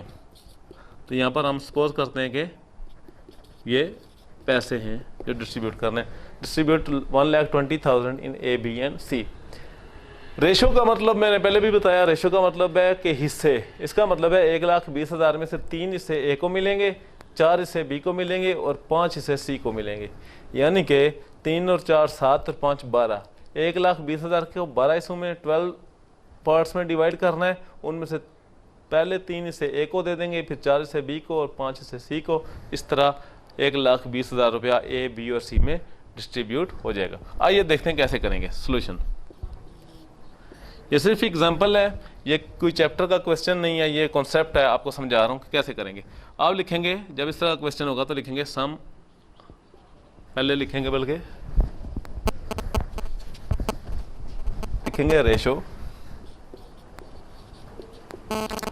اے بی سی 3 4 5, پھر لکھیں گے sum of ratio. Sum of ratio کا مطلب نسبتوں کا مجموعہ, یعنی کہ تینوں کے حصوں کو جمع کریں گے. ٹوٹل کتنے حصے بنانے پڑیں گے؟ 3 + 4 + 5, یہ ٹوٹل 12 آ جائے گا. 12 حصے بنانے ہوں گے. اب میں یہاں پہ آ رہا ہوں کیونکہ نیچے جگہ کم ہے, یہاں سے آگے. تو اب ہم کریں گے, ہم لکھیں گے اے شیئر کہ اے کا حصہ کتنا ہوگا. ٹوٹل کتنے پیسے تھے؟ 1,20,000 divide by sum of ratio 12 اور ملٹیپلائی بائی اے کی ریشو 3. یعنی کہ 1,20,000 کو جب 12 پر ڈیوائڈ کریں گے تو 12واں حصہ آ جائے گا, اور پھر وہ 12 حصے بن جائیں گے. 12 حصے میں سے 3 حصے اے کے ہیں, اس لیے 3 سے ملٹیپلائی کیا. تو جب اس کو اس پر ڈیوائڈ کر کے 3 سے ملٹیپلائی کریں گے تو ہمارے پاس آ جائے گا 30,000, یعنی کہ اس میں سے 30,000 اے کا ہو جائے گا. پھر B's share 1,20,000 divide by 12 multiply. B کی ریشو کیا تھی؟ اے کی 3 تھی, 3 سے ملٹیپلائی کیا. بی کی ریشو 4 تھی, تو اب 4 سے ملٹیپلائی کریں گے تو یہ آ جائے گا 40,000. تو یہ بی کا حصہ آ گیا. اسی طرح C's share 1,20,000 divide by 12 multiply by 5, کیونکہ سی کی ریشو 5 تھی, یہ آ جائے گا 50,000. تو آپ دیکھیں کہ یہ پہلی چیز سیم ہے. 1,20,000 divide by 12, 120 divide by 12, 120 divide by 12. بس ریشوز ڈفرینٹ ہیں, اس لیے اپنی اپنی ریشو سے ملٹیپلائی کریں گے. اے کی ریشو سے ملٹیپلائی کریں گے تو اے کا شیئر آ جائے گا, بی کی ریشو سے ملٹیپلائی کریں گے تو بی کا شیئر, اور اسی طرح سی کی ریشو سے ملٹیپلائی کریں گے تو سی کا شیئر آ جائے گا. اس طرح آپ نے 1,20,000 روپیہ اے بی سی میں ڈسٹریبیوٹ کر دیا, اور یہ کمپلیٹ سولوشن ہے اس طرح کے سوال کا جس میں لکھا ہو کہ 1,20,000 آپ نے اے بی اور سی میں ڈسٹریبیوٹ کرنا ہے. اب آپ اگر چیک کرنا چاہیں, دیکھنا چاہیں کہ یہ آپ نے سولوشن ٹھیک کیا یا نہیں کیا, تو آپ رف میں, یہ تو آپ کا کمپلیٹ سولوشن ہو گیا, اس کے بعد مزید تو نہیں کرنا, آپ رف میں چیک کر سکتے ہیں کہ کیا یہ ٹوٹل 1,20,000 بنتا ہے. 30,000 اے کا, 40,000 بی کا اور 50,000 سی کا. تو یہ رف ورک میں آپ چیک کر سکتے ہیں 30,000 پلس 40,000, یعنی کیلکولیٹر سے آپ چیک کر سکتے ہیں, پلس 50,000, یہ ٹوٹل مل کر 1,20,000 بنتا ہے. اس کا مطلب ہے کہ آپ نے پورا کا پورا 1,20,000 اے بی اور سی میں ڈسٹریبیوٹ کر دیا. اب سیٹ اے میں جو بھی کویسچن دیکھیں گے اس میں آپ کو ایسے ہی نظر آئے گا, ایک ریشو ہوگی اور کوئی چیز ڈسٹریبیوٹ کرنی ہوگی. آپ کا کام صرف یہی ہے کہ سم آف ریشو کرنا اور اس کے بعد ایسے اے بی اور سی میں ڈسٹریبیوٹ کر دینا. البتہ یاد رکھیے کہ ریشو ہمیشہ اس طرح سٹینڈرڈ فارم میں نہیں دی ہوگی آپ کو. کسی کویسچن میں, کچھ کویسچن میں تو ریشو کلیئر کٹ دی ہوتی ہے, اے بی اور سی کی ریشو یہ ہے, لیکن کچھ کویسچن میں یہ ریشو تھوڑی سی ڈفرینٹ طرح سے دی ہوتی ہے. یہ سٹینڈرڈ فارم ہے ریشو کی, جہاں پر کلیئر کٹ لکھی ہے کہ اے کی ریشو یہ ہے, یعنی کہ اے کے 3 حصے ہیں, بی کے 4 حصے ہیں اور سی کے 5 حصے ہیں. لیکن کچھ کویسچن ایسے ہوں گے جن میں ریشو آپ نے سٹینڈرڈ فارم میں لے کر آنی ہے, یعنی کہ جو دی ہوگی ریشو وہ تھوڑی سی ابہام میں ہوگی اور آپ نے اس کو کلیئر سٹینڈرڈ فارم میں لے کے آنا ہے اور پھر اس کے بعد یہ پروسیس کرنا ہے. مثال کے طور پہ کیسے دیکھیے, مثال کے طور پہ ریشو اگر سٹینڈرڈ فارم میں نہ ہو تو ایسے ہو سکتی ہے کبھی کہ اے ریشو بی ہے 3:4 اور بی ریشو سی ہے 5:6. اب دیکھیے بی کا نام 2 دفعہ آ رہا ہے. اب ہم نے اس کو سٹینڈرڈ فارم میں لے کے آنا ہے, ایک ایسی ریشو لانی ہے کہ جس میں اے ریشو بی ریشو سی ایک ہی ریشو آ جائے, بی کا نام ایک ہی دفعہ ہے. اس کو سٹینڈرڈ فارم میں لانے کا طریقہ یہ ہے کہ ہم اس کو ایسے لکھیں گے اے, کیونکہ بی کا نام 2 دفعہ آ رہا ہے, بی کا نام درمیان میں لکھیں گے ریشو بی ریشو سی. اب اے اور بی کی ریشو ہے 3:4, اس طرح لکھ دیا. اب بی اور سی کی ریشو ہے 5:6. اب 5 کیونکہ بی کا 4 لکھا ہوا ہے 5 یہاں نیچے لکھیں گے 5 اور ریشو 6. بی کی اے کے ساتھ ہی 3 4 اسی طرح بی کی سی کے ساتھ ہی 5 6 تو بی کی دونوں ریشوز اوپر نیچے آ گئیں اور اس طرح ہم نے لکھ دیا. اب ان کو ملٹیپلائی کرنا ہے 3 کو 5 کے ساتھ 4 کو 5 کے ساتھ اور 4 کو 6 کے ساتھ. یہ اس کو اس کے ساتھ اس کو اس کے ساتھ اس کو اس کے ساتھ. اگر آپ یہ یاد رکھنا چاہیں تو دیکھیں یہ ایک الٹا n بنتا ہے, یعنی کہ سیدھا n اگر آپ لکھیں تو ایسے ہوتا ہے, الٹا n کیسے ہوگا ایسے, تو یہ الٹا n کی شکل میں بنتا ہے. اب 3 ملٹیپلائی 5 کریں گے 3 5 15, 4 کو اس 5 سے ملٹیپلائی کریں گے 4 5 20 اور پھر یہ 4 6 سے ملٹیپلائی ہو جائے گا 6 4 24.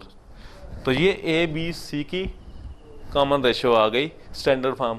لیکن اس کو مزید آسان آپ کر سکتے ہیں, اگر یہ تینوں ریشوز کسی ایک ویلیو پر ڈیوائڈ ہوتی ہوں تو چیک کرتے ہیں 15 تو 3 پر ڈیوائڈ ہوتا ہے 24 بھی ہوتا ہے لیکن 20 نہیں ہوتا, اور 2 پر ڈیوائڈ کریں تو یہ دونوں ہوتے ہیں لیکن 15 نہیں ہوتا.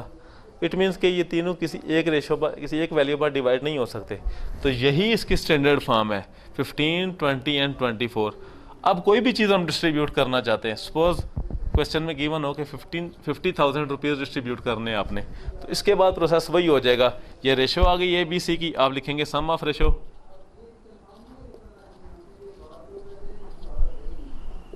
ففٹین پلس 20 پلس 24 یہ ہو جائے گا 59.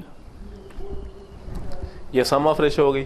اس کے بعد وہی process as share total 50,000 divided by sum of ratio اور ملٹیپلائی بائی اے کی یہ جو نئی ریشو آئی ہے. اب پرانے ریشوز کو بھول جائیں, جب نئی ریشوز آ گئی ہیں تو اب اے کی ریشو 15 ہے, بی کی 20 ہے اور سی کی 24 ہے.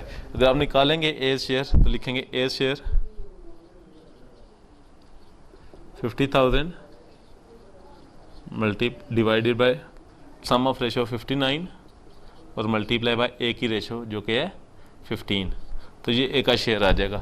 آپ کیلکولیٹر سے کیلکولیٹ کریں گے تو آ جائے گا. ہو سکتا ہے اس کی کوئی پرفیکٹ ویلیو نہ آئے کیونکہ یہ تو ایک ایگزامپل ہے آپ کو سمجھانے کے لیے, یہ آپ کی بک سے کویسچن نہیں ہے. اسی طرح بی کا شیئر نکالیں گے تو 50,000 کو سم آف ریشو پر دوبارہ ڈیوائڈ کریں گے اور ملٹیپلائی بائی بی کی ریشو سے کریں گے, اور جب سی کا حصہ نکالنا ہو تو یہی کام کر کے ملٹیپلائی 15 کی جگہ 24 سے کریں گے. تیسرا طریقہ یہ ہو سکتا ہے کہ ریشو آپ کو اس طرح گیون ہو فریکشنز میں, یعنی کہ اے کی ریشو 3/4, بی کی ریشو 5/2 اور سی کی ریشو 7/6, اور پھر کچھ دیا ہو کہ ڈسٹریبیوٹ کریں. جیسے یہاں پر ہم نے سپوز کیا 1,80,000 اے بی اور سی میں ڈسٹریبیوٹ کرنا ہے. تو ایسی صورت میں بھی آپ کو اس ریشو کو پہلے اسٹینڈرڈ فارم میں لے کر آنا پڑے گا, اور اگر ریشو اس طرح فریکشنز میں دی ہو تو اس کو اسٹینڈرڈ فارم میں لانے کا طریقہ یہ ہے کہ ان میں سے جو سب سے بڑا ڈینومینیٹر ہو, یعنی کہ نیچے والی ویلیوز میں سے جو سب سے بڑی ویلیو ہو اس کے ساتھ سب کو باری باری ملٹیپلائی کر دینا ہے. تو لکھنے کی ضرورت نہیں ہے کہ multiply all the values by 6, آپ ڈائریکٹ کر دیں کہ اس میں 6 بڑا ہے تو 6 کو ملٹیپلائی کر دیں 3/4 سے بھی, 6 کو اس سے بھی ملٹیپلائی کر دیں اور اس سے بھی.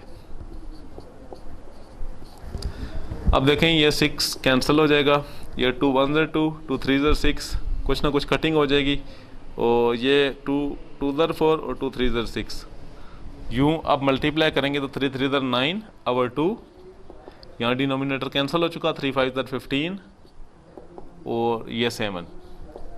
اب بھی ایک فریکشن ہے 9 کے نیچے 2 باقی ہے. اب 2 کو کینسل کرنے کے لیے تمام ریشوز کو 2 سے ملٹیپلائی کریں گے, تو 2 multiply by 2/9 9/2 sorry 2 multiply by 15 اور 2 ملٹیپلائی بائی 7. اب یہ 2 2 سے کینسل ہو جائے گا, 9 ریشو 30 ریشو 2 7 14. اب یہ ریشو آ گئی ہے, اب یہ اسٹینڈرڈ فارم آ گئی ہے. فریکشن ختم ہو چکے ہیں, اے کی ریشو 9 ہے, بی کی 30 ہے اور سی کی 14 ہے. اب اوپر کیا تھی اس کو بھول جانا ہے. اب جہاں بھی جو بھی چیز ڈسٹریبیوٹ کرنی ہے وہ اس ریشو سے ڈسٹریبیوٹ کرنی ہے 9 30 اینڈ 14 سے. اگر آپ اس کا سم کریں گے, اس کے بعد آپ ایسے کریں گے sum of ratios 9 plus 30 plus 14, تو یہ آ جائے گا 53. اٹ مینس کہ آپ جو بھی چیز ڈیوائڈ کرنی ہے ان تینوں میں اس کے 53 سے ہوں گے, اور 53 میں سے 9 سے اے کو ملیں گے, 30 سے بی کو ملیں گے اور 14 سے سی کو ملیں گے. اب میں ذرا یہاں پہ آتا ہوں, نیچے جگہ نہیں ہے. سم آف ریشو آ گیا. اب نکالیں گے ایز شیئر टोटल था 1,80,000 divided by some of ratio 53 और मल्टीप्लाई बाय ए की रेशो है 9। तो ये ए का शेयर आ जाएगा जो भी आएगा। 20 share 1,80,000 divide by 53 multiply by 30। B का शेयर आ जाएगा 80 शेयर 1,80,000 53 मल्टीप्लाई बाय 14। तो ये 80 का शेयर आ जाएगा। तो डियर स्टूडेंट्स, आपने देखा कि रेशो की जो भी किस्म दी हो, हमने उसको पहले कॉमन फॉर्म में लेके आना होता है। जब ये स्टैंडर्ड फॉर्म में आ जाती है तो उसके बाद सेम ही प्रोसीजर है। उसके बाद सम ऑफ रेशो करके कोई भी चीज़ डिस्ट्रीब्यूट करने का तरीका सेम ही है। एक का शेयर निकालने के लिए, किसी का भी शेयर निकालने के लिए जो टोटल डिस्ट्रीब्यूट करना है उसको ऊपर लिखते हैं, divide by some of ratios करते हैं और हर एक की रेशो से बारी बारी मल्टीप्लाई करते हैं, तो तीनों का शेयर आ जाता है। अब एक लास्ट टाइप देखें कि एक कैसे भी हो सकता है, और ये आपको सिखाया जा चुका है, उससे मिलता जुलता है, लेकिन फिर भी बताते हैं आपको। ए, बी और सी ऐसे भी हो सकता है कि दिया हो कि ए, बी और सी तीनों पार्टनर्स हैं, एक बिज़नेस कर रहे हैं। ए 9,000 इन्वेस्ट कर रहा है, बी 6,000 और सी 3,000, और अब इनको प्रॉफिट हो रहा है टोटल 1,500। अब आपने 1,500 डिस्ट्रीब्यूट करना है ए, बी और सी में। आपको ए, बी और सी की रेशो नहीं क्लियर कर दी गई, लेकिन ये बता दिया गया कि ए की इन्वेस्टमेंट है 9,000, बी की 6,000 और सी की 3,000। तो याद रखिए कि जब कोई बिज़नेस करते हैं तो जो बंदा जितनी ज़्यादा इन्वेस्टमेंट करता है, जितने ज़्यादा पैसे लगाएगा बिज़नेस में, ज़ाहिर है प्रॉफिट भी उतना ज़्यादा लेगा। तो ए को ज़्यादा प्रॉफिट मिलेगा, बी को उससे कम और सी को उससे कम। लेकिन 1,500 कैसे डिस्ट्रीब्यूट होगा, उसके लिए हम इन तीनों की जो इन्वेस्टमेंट है उसी को रेशो में लिख लेंगे और फिर इसको सिंप्लीफाई कर लेंगे। अब देखिए तीनों के ज़ीरो अगर काट दें तो ये 9 आ जाता है, ये 6 आ जाता है और ये 3 आ जाता है। अब ये आसान हो गया। अब इसको मज़ीद सिंप्लीफाई किया जा सकता है। ये तीनों 3 बाय डिवाइड होते हैं, 3, 2 और 1। अब ये रेशो आ गई ए, बी और सी की। अब 3 to 1 की रेशो से हम 1,500 डिवाइड कर सकते हैं। इसके बाद वही प्रोसीजर होगा, लिखेंगे सम ऑफ रेशो 3 + 2 + 1 6, यानी कि 6 से करेंगे 1,500 के, 3 से ए को देंगे, 2 बी को और 1 साथ सी को। अब लिखेंगे ए शेयर टोटल है 1,500 divided by some of ratio multiply by A share, तो ये आ जाएगा 750। इसी तरह B share 1,500 divided by some of ratio multiply by B की रेशो है 2, तो ये आ जाएगा 500। और इसी तरह सी शेयर 250। तो इस तरह ए, बी और सी में हमने डिस्ट्रीब्यूट कर दिया 1,500 रुपया। चेक करना चाहें क्या वाकई ठीक डिस्ट्रीब्यूट किया, 1,500 पूरा हो गया डिस्ट्रीब्यूट, तो आप देख सकते हैं 750 प्लस 500 1250 और प्लस 250 करेंगे तो 1,500। तो आपने देखा बच्चों के रेशो जब एक दफ़ा आ जाती है तो उसके बाद कोई भी चीज़ डिस्ट्रीब्यूट करने का तरीका हर क्वेश्चन में सेम है कि सम ऑफ रेशो करके जो भी डिस्ट्रीब्यूट करना है उसको सम ऑफ रेशो पर डिवाइड करो और बारी बारी हर एक की रेशो से मल्टीप्लाई कर दो। अलबत्ता जो रेशो है वो अगर आपको सही स्टैंडर्ड फॉर्म में दी गई है क्वेश्चन में तो आपके लिए बहुत आसान है, आपको कुछ नहीं करना, डायरेक्ट सम ऑफ रेशो करके डिस्ट्रीब्यूट कर देंगे। लेकिन अगर रेशो किसी और तरह से दी हुई है, जैसे ऐसे या पहले मैंने जो तरीके बताए, तो फिर आपको पहले रेशो को स्टैंडर्ड फॉर्म में लेकर आना पड़ेगा और फिर जो भी आप डिस्ट्रीब्यूट करना चाहते हैं आप डिस्ट्रीब्यूट करेंगे। अब हम बुक से क्वेश्चन करेंगे चंद, और चंद क्वेश्चन आपके लिए छोड़ेंगे। उम्मीद है अब आपको कोई प्रॉब्लम नहीं होगी चैप्टर नंबर 1 का सेट ए सॉल्व करने में। अब देखें ये एम अब्दुल्ला की बुक है, मोहम्मद अब्दुल्ला की बिज़नेस मैथ्स की बुक। ये किताब आपने लेनी है, वो यही बोर्ड की रिकमेंडेड बुक्स में टॉप पे है। इसके अलावा नदीम अख्तर सिद्दीकी की बुक भी पढ़ाई जाती है, लेकिन जो टॉप पे है, जो सबसे ज़्यादा फॉलो होती है, वो मोहम्मद अब्दुल्ला की बुक है। ये बिज़नेस मैथ्स की बुक लेनी है आपने। और इसके अलावा बुक लिस्ट भी आपको, पूरी बुक लिस्ट आपको व्हाट्सएप की जाएगी, आपके नंबरों पे की जा चुकी है, और अगर किसी के पास नहीं पहुंची तो रब्ता करे, दोबारा भी की जा सकती है। इस किताब में चैप्टर नंबर 1 जो है रेशियो एंड प्रोपोर्शन, उसका वो पेज नंबर 17 पर उसकी एक्सरसाइज है, और उस एक्सरसाइज में से हम अभी सेट ए का के चंद क्वेश्चन सॉल्व करेंगे। सेट ए का पहला क्वेश्चन जो सिंप्लीफाई द रेशियो है वो आपको कराया जा चुका है, اور باقی کانسیپٹس آپ کے کلیئر کیے گئے. اب دیکھیے کویسچن نمبر 2 یہ لکھا ہوا ہے جس میں لکھا ہوا ہے the ratio between the shares of A and B is 1:2 and the ratio between the share of B and C is 3:4. If the profit of rupees 20,400 is to be divided, how much will each get? یعنی کہ اگر اے اور be کی ratio یہاں پر given ہے, آپ نے solution ایسے ہی کرنا ہے. کویسچن نمبر دیکھیں, سولوشن لکھنا ہے, سولوشن کے بعد لکھنا ہے اے ریشو بی گیون ہے 1:2 اور بی ریشو سی بھی گیون ہے وہ ہے 3:4 اور لکھا ہوا ہے ڈسٹریبیوٹ کریں 20,400. اب آپ دیکھ سکتے ہیں کہ یہ ریشو اسٹینڈرڈ فارم میں فی الحال نہیں ہے, تھوڑا سا ہم نے ایک کامن ریشو نکالنی ہے, اے ریشو بی ریشو سی. یہاں پر بی کی ریشو 2 دفعہ دی ہے, اے کے ساتھ الگ اور سی کے ساتھ الگ, تو ہم نے پہلے ان کی کامن ریشو نکالیں گے. اس کا طریقہ آپ کو بھی سمجھایا, پھر بتاتا ہوں. ایسے لکھیں گے اے ریشو بی ریشو سی. اب اے ریشو بی ہے 1:2 اور بی ریشو سی ہے 3:4. اب یہ الٹا n بنے گا, 1 3 سے ملٹیپلائی ہوگا, 2 3 سے اور 2 4 سے. اب 1 × 3 3 3 2 6 اور 2 4 8. 3:6:8 یہ اسٹینڈرڈ فارم میں آ چکی ہے. اب اس کو سمپلیفائی بھی کیا جا سکتا ہے اگر تینوں کسی ایک پر ڈیوائڈ ہوں, لیکن یہاں پر تینوں ایک ویلیو پر ڈیوائڈ نہیں ہو رہے, اس لیے یہی اس کو سمپلسٹ فارم کہیں گے اس ریشو کی 3:6:8. اب اس ریشو کو سم آف ریشو کریں گے جس طرح آپ کو بتایا تھا, سم آف ریشوز 3 + 6 + 8 تو یہ ہو جائے گا 17. اٹ مینس کہ جو بھی ڈسٹریبیوٹ کرنا ہے اس کے 17 حصے ہوں گے اور 17 حصوں میں سے 3 حصے اے کو ملیں گے, 6 حصے بی کو ملیں گے اور 8 حصے سی کو. تو ڈسٹریبیوٹ کیا کرنا تھا, بک میں لکھا ہوا ہے 20,400 روپیز ڈسٹریبیوٹ کرنے, اے اور بی اور سی میں پرافٹ ہے. لکھیں گے ہم اس کے بعد اے شیئر ٹوٹل ہے 20,400 divided by sum of ratio 17 multiply by 3 کیونکہ ایک ریشو 3 ہے. B share 20,400 divide by 17 multiply B کی ریشو ہے 6 اور سی شیئر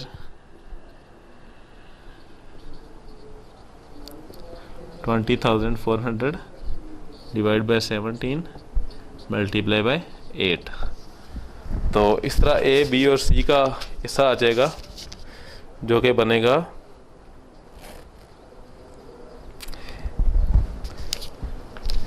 اے کا شیئر بنے گا 3,600, بی کا بنے گا 7,200 اور سی کا حصہ بنے گا 9,600. یوں ہم نے 20,400 تینوں میں ڈیوائڈ کر دیا اور یہ ہمارا سولوشن کمپلیٹ ہو چکا ہے. اب آپ اگر چیک کرنا چاہیں کہ کیا واقعی 20,400 پورا ڈیوائڈ ہو گیا تو خالی کیلکولیٹر سے آپ چیک کر سکتے ہیں. 3,600 + 7,200 + 9,600 تینوں کو ایڈ کریں تو پورا 20,400 آ جائے گا. اٹ مینس کہ پوری کی پوری رقم اے اور بی اور سی میں ڈیوائڈ ہو چکی ہے. یہ کمپلیٹ سولوشن ہے کویسچن نمبر 2 کا. یہ دیکھیں, اب یہ کویسچن نمبر 3 میں نے تھوڑا شارٹ کر کے لکھا ہے. اس کے پوری کے مین بعد اس میں جو انفارمیشن ہے وہ یہ ہے کہ 6,000 الیکٹرک فینز آپ نے 3 ڈیلرز میں ڈیوائڈ کرنے 3, 5 اور 4 کی ریشو سے. یعنی کہ پہلے ڈیلر کو 3 حصے ملیں گے اس میں سے, دوسرے ڈیلر کو 5 حصے اور تیسرے ڈیلر کو 4 حصے. یعنی کہ ٹوٹل 3 اور 5 8 اور 4 12 حصے بنانے. 12 حصوں میں سے 3 حصے پہلے ڈیلر کو, 5 حصے دوسرے کو, 4 حصے تیسرے ڈیلر کو دینے. اب ڈیلرز کے نام نہیں دیے ہوئے یہاں پر اے بی سی, تو ایسی صورت میں آپ اس کو سپوز بھی کر سکتے ہو اے بی سی, یا آپ لکھ سکتے ہو کہ first dealer, second dealer and third dealer. Solution لکھ کر آپ لکھیں گے ratio first dealer, second dealer,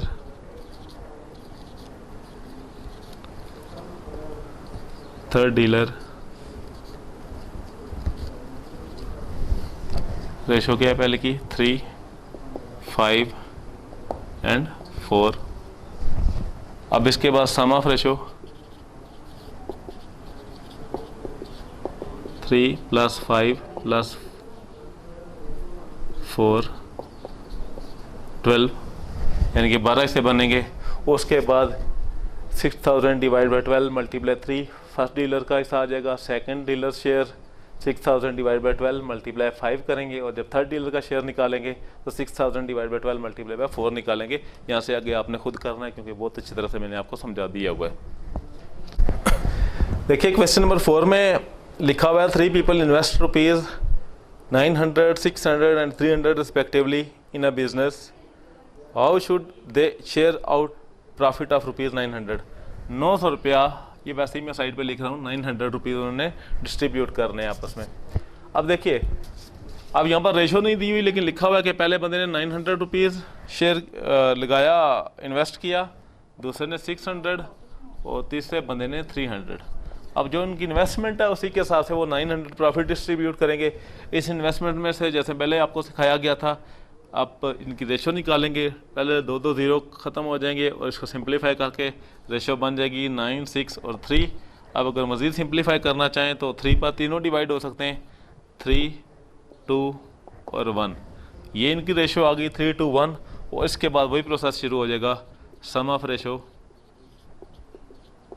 3 + 2 + 1 के टोटल 6 से बनेंगे। और फिर जो टोटल रकम डिवाइड करनी है आपने, फर्स्ट पर्सनस शेयर, पहले बंदे का हिस्सा कितना आ जाएगा, 900 रुपया था, डिवाइड बाय 6 करना है और मल्टीप्लाई बाय, एक ही रेशो है 3, तो ये पहले बंदे का हिस्सा आ जाएगा 450। इसी तरह सेकंड पर्सन शेयर भी निकाल लेंगे आप और थर्ड पर्सन भी निकाल लेंगे, ये चीज़ सेम होगी, रेशो इनकी अपनी अपनी होगी। क्वेश्चन नंबर 5 में भी लिखा हुआ है कि divide 17,500 in A B and सी, और ए बी की रेशो दी हुई है 4:3 और बी सी की रेशो लग दी हुई है 6:8।